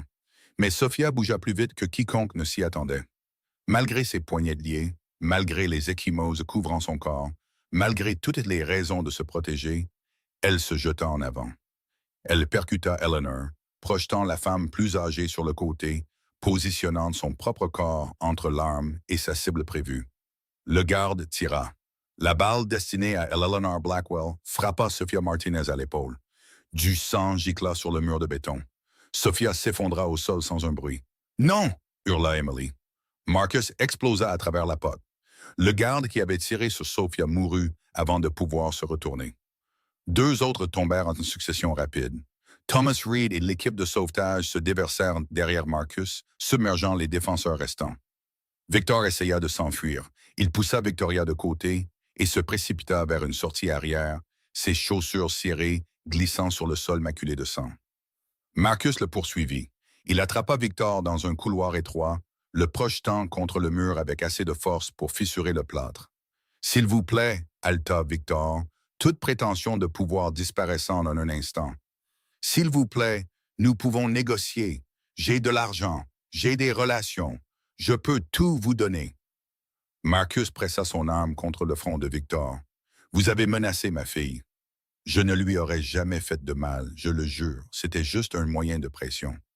Vous avez mis la main sur la femme que j'aime. » Les yeux de Victor s'écarquillèrent de terreur désespérée. « Blackwell, s'il vous plaît, réfléchissez à ce que vous faites. Me tuer déclenchera une guerre que... La guerre est déjà terminée, » dit doucement Marcus. Il appuya sur la détente. Victor Harrington glissa le long du mur, laissant une traînée sombre sur le plâtre. Marcus ne lui accorda pas un autre regard. Il retourna en courant dans la salle de détention, où le chaos régnait encore. Des gardes étaient maîtrisés. Victoria hurlait hystériquement alors que les hommes de Reed l'emmenaient. Mais Marcus ne vit rien de tout cela. Il ne vit que Sophia, gisant immobile dans une mer de sang qui s'étendait, son visage pâle comme la mort. Il tomba à genoux à côté d'elle, rassemblant son corps brisé dans ses bras. « Sophia » murmura-t-il, pressant sa main contre la blessure à son épaule, essayant désespérément d'arrêter le saignement. « Sophia, reste avec moi. Ouvre les yeux. » Ses paupières vacillèrent faiblement. « Monsieur Blackwell » souffla-t-elle, sa voix à peine audible. « Emily est-elle en sécurité? » « Elle est en sécurité. Tout le monde est en sécurité grâce à vous. » Sophia sourit faiblement. « Bien, » murmura-t-elle. « C'est bien. » Ses yeux commencèrent à se fermer. « Non. » Marcus la serra plus fort, la berçant contre sa poitrine. « Ne ferme pas les yeux. Reste éveillé. L'aide arrive. » Emily apparut à côté d'eux, des larmes coulant sur son visage. « Mademoiselle Sophia, s'il vous plaît, ne mourrez pas. S'il vous plaît. » Et Eleanor se tenait figée à quelques mètres de là, fixant la femme qui venait de prendre une balle destinée à elle. Une femme qu'elle avait qualifiée de sans valeur, une femme qui avait sauvé sa vie sans un moment d'hésitation. « Médecin !» rugit Marcus dans le chaos. « J'ai besoin d'un médecin, maintenant !» Il baissa les yeux sur le visage pâle de Sophia, sentant quelque chose se briser dans sa poitrine qu'il pensait sceller pour toujours. Tiens bon, supplia-t-il, sa voix se brisant pour la première fois depuis des années. Tiens bon, je ne te perdrai pas. Pas maintenant, pas après tout. La main de Sophia tressaillit, ses doigts s'agrippant faiblement à sa chemise. Et puis elle devint immobile.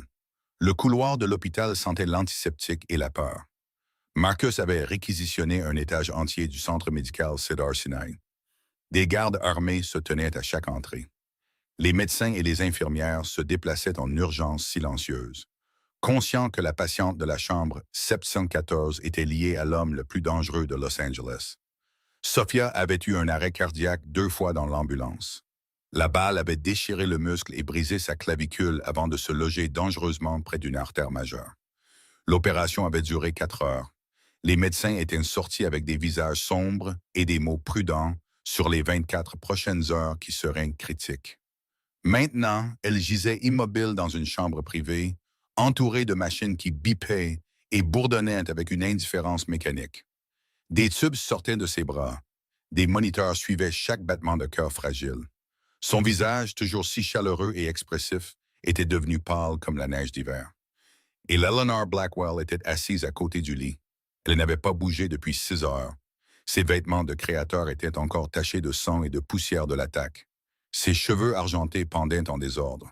Ses perles avaient disparu, perdues quelque part dans le chaos de cette terrible nuit, mais elle ne remarquait rien de tout cela. Son monde entier s'était rétréci à la petite main reposant sur les draps blancs de l'hôpital. La main de Sophia, la main avec la cicatrice de l'incendie, la main qui avait poussé Eleanor hors de la trajectoire d'une balle. Eleanor teignit la main et prit cette main dans les siennes. Elle était froide, trop froide. « Je t'ai traité de sans valeur, » murmura Eleanor à la femme inconsciente. « J'ai dit que tu n'étais rien. J'ai dit que tu ne méritais pas de faire partie de notre famille. » Des larmes commencèrent à couler sur ses joues ridées. « Et quand cet homme a pointé son arme sur moi, quand j'étais certaine que j'allais mourir, tu t'es jeté devant moi sans hésitation. Tu n'as pas réfléchi, tu n'as pas calculé, tu as simplement agi. » Sa voix se brisa. Personne n'a jamais rien fait de tel pour moi. Pas en 65 ans de vie.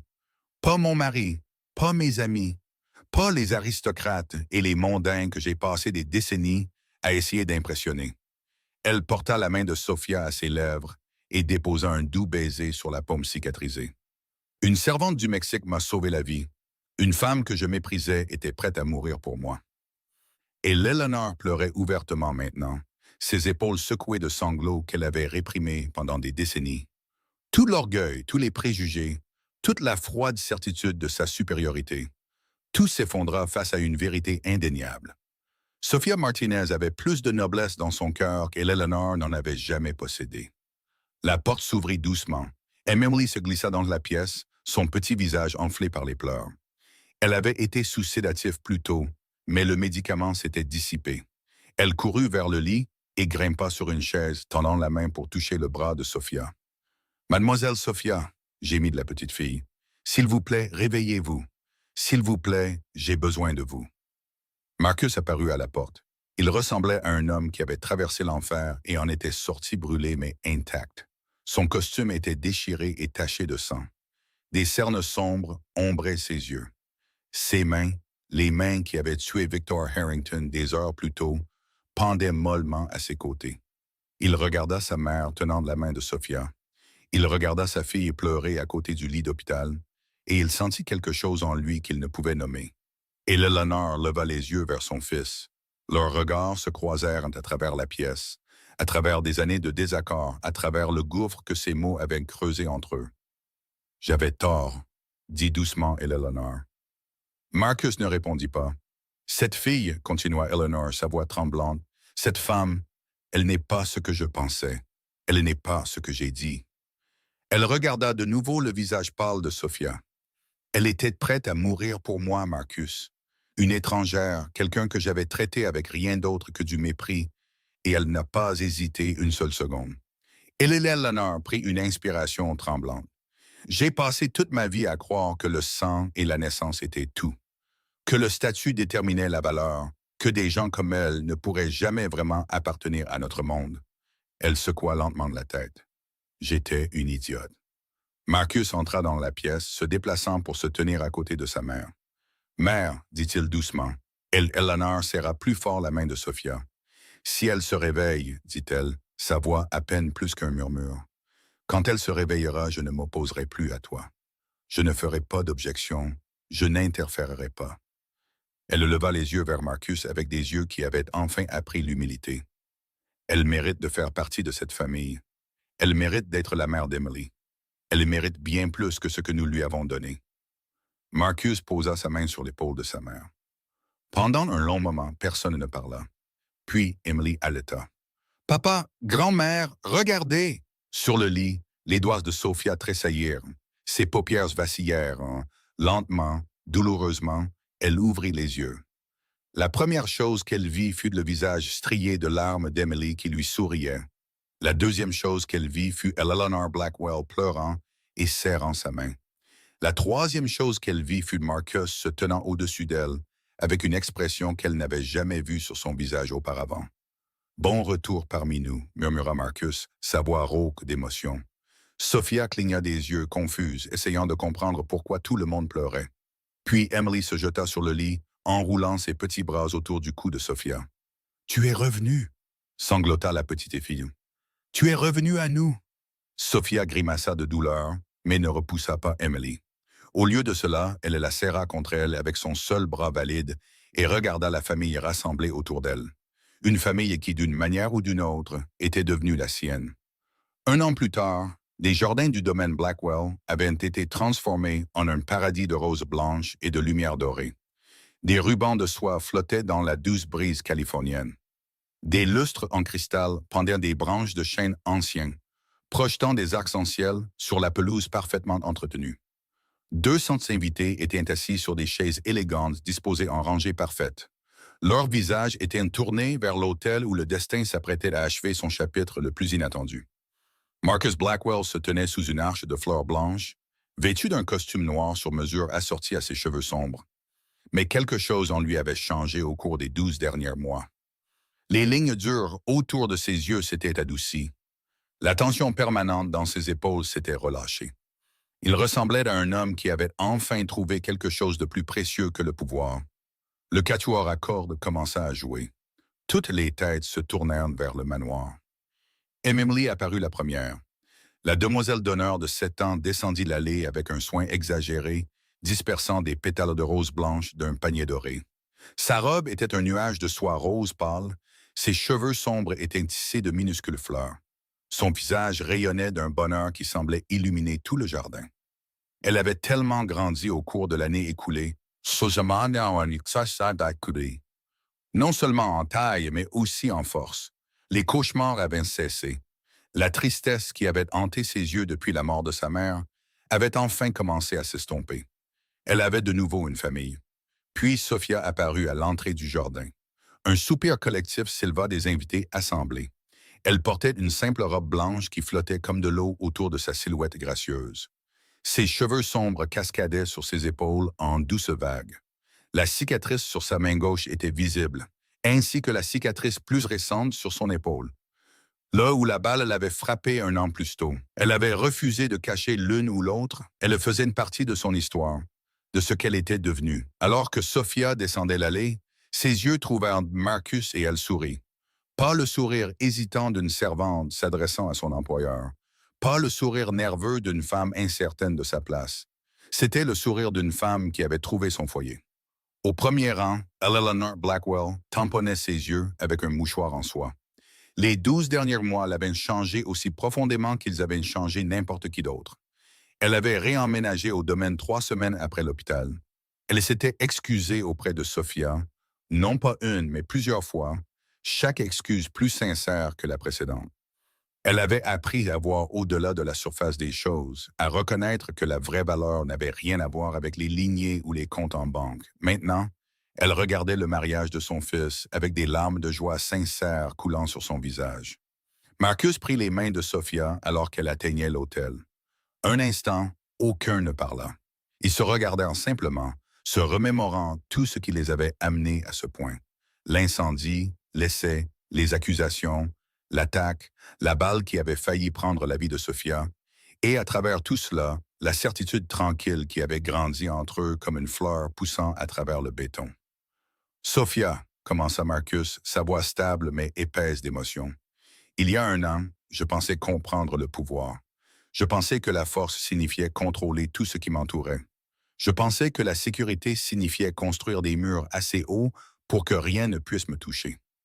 Il fit une pause, ses pouces traçant de doux cercles sur ses mains. J'avais tort. Tu m'as appris que la vraie force ne consiste pas à contrôler les autres. Elle consiste à protéger ceux que l'on aime. Le vrai pouvoir ne réside pas dans la richesse ou le territoire. Il réside dans le fait d'avoir quelque chose pour lequel il vaut la peine de se battre. Il leva sa main cicatrisée et la pressa contre son cœur. Tu as marché dans le feu pour ma fille. Tu as pris une balle pour ma mère. Tu as tout donné sans rien demander en retour. J'ai passé toute ma vie entouré de gens qui voulaient quelque chose de moi. Et puis je t'ai trouvé, la seule personne qui ne voulait rien, sauf aimer et être aimée. Sa voix baissa à un murmure que seule elle pouvait entendre. Tu es la personne la plus forte que j'ai jamais connue, et je passerai le reste de ma vie à essayer d'être digne de toi. Les yeux de Sophia brillaient de larmes. Marcus, dit-elle doucement, je n'ai jamais rien demandé de tout ça. Je n'ai jamais rêvé qu'une fille qui récurait les sols pourrait se tenir ici, dans ce bel endroit, entourée de tous ces gens. Elle jeta un coup d'œil à Emily, qui regardait avec des yeux brillants. Mais j'ai appris quelque chose cette année. J'ai appris que le cœur ne se soucie pas du statut, de la richesse ou de l'endroit d'où l'on vient. Le cœur ne sait que ce qu'il aime. Et dès le moment où j'ai tenu Emily pour la première fois dans ce couloir enfumé, mon cœur a su où il appartenait. Elle leva la main et toucha le visage de Marcus. Je n'ai pas sauvé ta fille parce que je voulais quelque chose. Je n'ai pas pris cette balle parce que j'essayais de prouver quoi que ce soit. J'ai simplement fait ce que mon cœur me disait de faire. Et mon cœur m'a dit que cette famille valait la peine d'être protégée, de se battre pour elle, de mourir pour elle. Elle sourit à travers ses larmes. J'ai suivi mon cœur et il m'a mené ici, à toi, à Emily, à une vie que je n'avais jamais imaginée possible. Le célébrant prononça les mots anciens. Les alliances furent échangées. Les vœux furent scellés par un baiser qui fit éclater les invités en applaudissements. Mais le plus beau moment vint après. Emily courut en avant et attrapa leurs deux mains, les réunissant dans une étreinte à trois. « Maintenant, j'ai de nouveau une maman », murmura-t-elle, sa petite voix portant à travers le jardin soudainement silencieux. « Une vraie maman pour toujours. » Sophia s'agenouilla et serra Emily contre elle. « Pour toujours, promit-elle. » Marcus enroula ses bras autour d'elle deux. Et pour un moment parfait, l'homme le plus puissant de Los Angeles était simplement un mari et un père, tenant les deux personnes qui comptaient plus que tous ses empires réunis. Eleanor se leva de son siège et se dirigea vers eux. Elle s'arrêta devant Sophia et prit les mains de la jeune femme dans les siennes. « Bienvenue dans la famille, dit Eleanor, sa voix se brisant d'émotion. « Ma fille. » Sophia étreignit sa belle-mère et les invités pleurèrent ouvertement à cette vue. La réception dura jusqu'à l'apparition des étoiles. Il y eut de la danse, des rires et des discours qui firent pleurer tout le monde. Mais alors que la nuit avançait et que les invités commençaient à partir, la nouvelle famille se tenait ensemble dans le jardin où tout avait commencé. Marcus, Sophia, Emily et Eleanor. 4 personnes qui s'étaient trouvées à travers le feu, le sang et des choix impossibles. 4 personnes qui avaient appris que la famille n'est pas définie par le sang, mais par l'amour. Et alors que les dernières lumières s'éteignaient sur le domaine Blackwell, une vérité demeurait, brillant plus fort que toutes les étoiles au-dessus. Parfois, les personnes les plus précieuses dans votre vie ne sont pas les plus riches, ce sont celles qui ont les plus grands cœurs. Et maintenant, chers auditeurs, je veux vous demander quelque chose. Qu'avez-vous ressenti en écoutant cette histoire? Le courage de Sophia a-t-il touché votre cœur? La sagesse innocente d'Emily vous a-t-elle fait réfléchir à la façon dont les enfants voient souvent des vérités que les adultes manquent? La transformation d'Eleanor vous a-t-elle rappelé qu'il n'est jamais trop tard pour changer? Cette histoire nous enseigne tant de leçons. Elle nous enseigne que la vraie valeur ne peut être mesurée par l'argent ou le statut. Elle nous enseigne que l'amour est la force la plus puissante au monde. Elle nous enseigne que parfois, les personnes qui semblent invisibles sont celles qui comptent le plus. Pensez à votre propre vie. Y a-t-il quelqu'un que vous avez négligé? Quelqu'un dont vous n'avez pas remarqué la gentillesse discrète? Quelqu'un dont le cœur est plus grand que sa situation ne le suggère? J'adorerais connaître vos pensées. S'il vous plaît, partagez vos sentiments dans les commentaires ci-dessous. Dites-moi comment cette histoire vous a touché. Parlez-moi des Sophia de votre propre vie. Les héros humbles qui ne demandent rien, mais donnent tout. Si cette histoire vous a ému, s'il vous plaît, mettez un j'aime et partagez-la avec quelqu'un qui a besoin de l'entendre. Abonnez-vous à notre chaîne pour ne pas manquer notre prochaine histoire. Chaque jour, nous vous apportons des récits qui touchent le cœur et inspirent l'âme. Merci d'avoir passé ce temps avec nous. Merci d'avoir ouvert votre cœur à Sophia, Marcus, Emily et Eleanor. Je vous souhaite une bonne santé, du bonheur et de la paix dans votre vie quotidienne. Puissiez-vous trouver votre propre famille, non seulement par le sang, mais par l'amour. Au revoir pour l'instant, et je vous retrouverai dans la prochaine vidéo. Prenez soin de vous.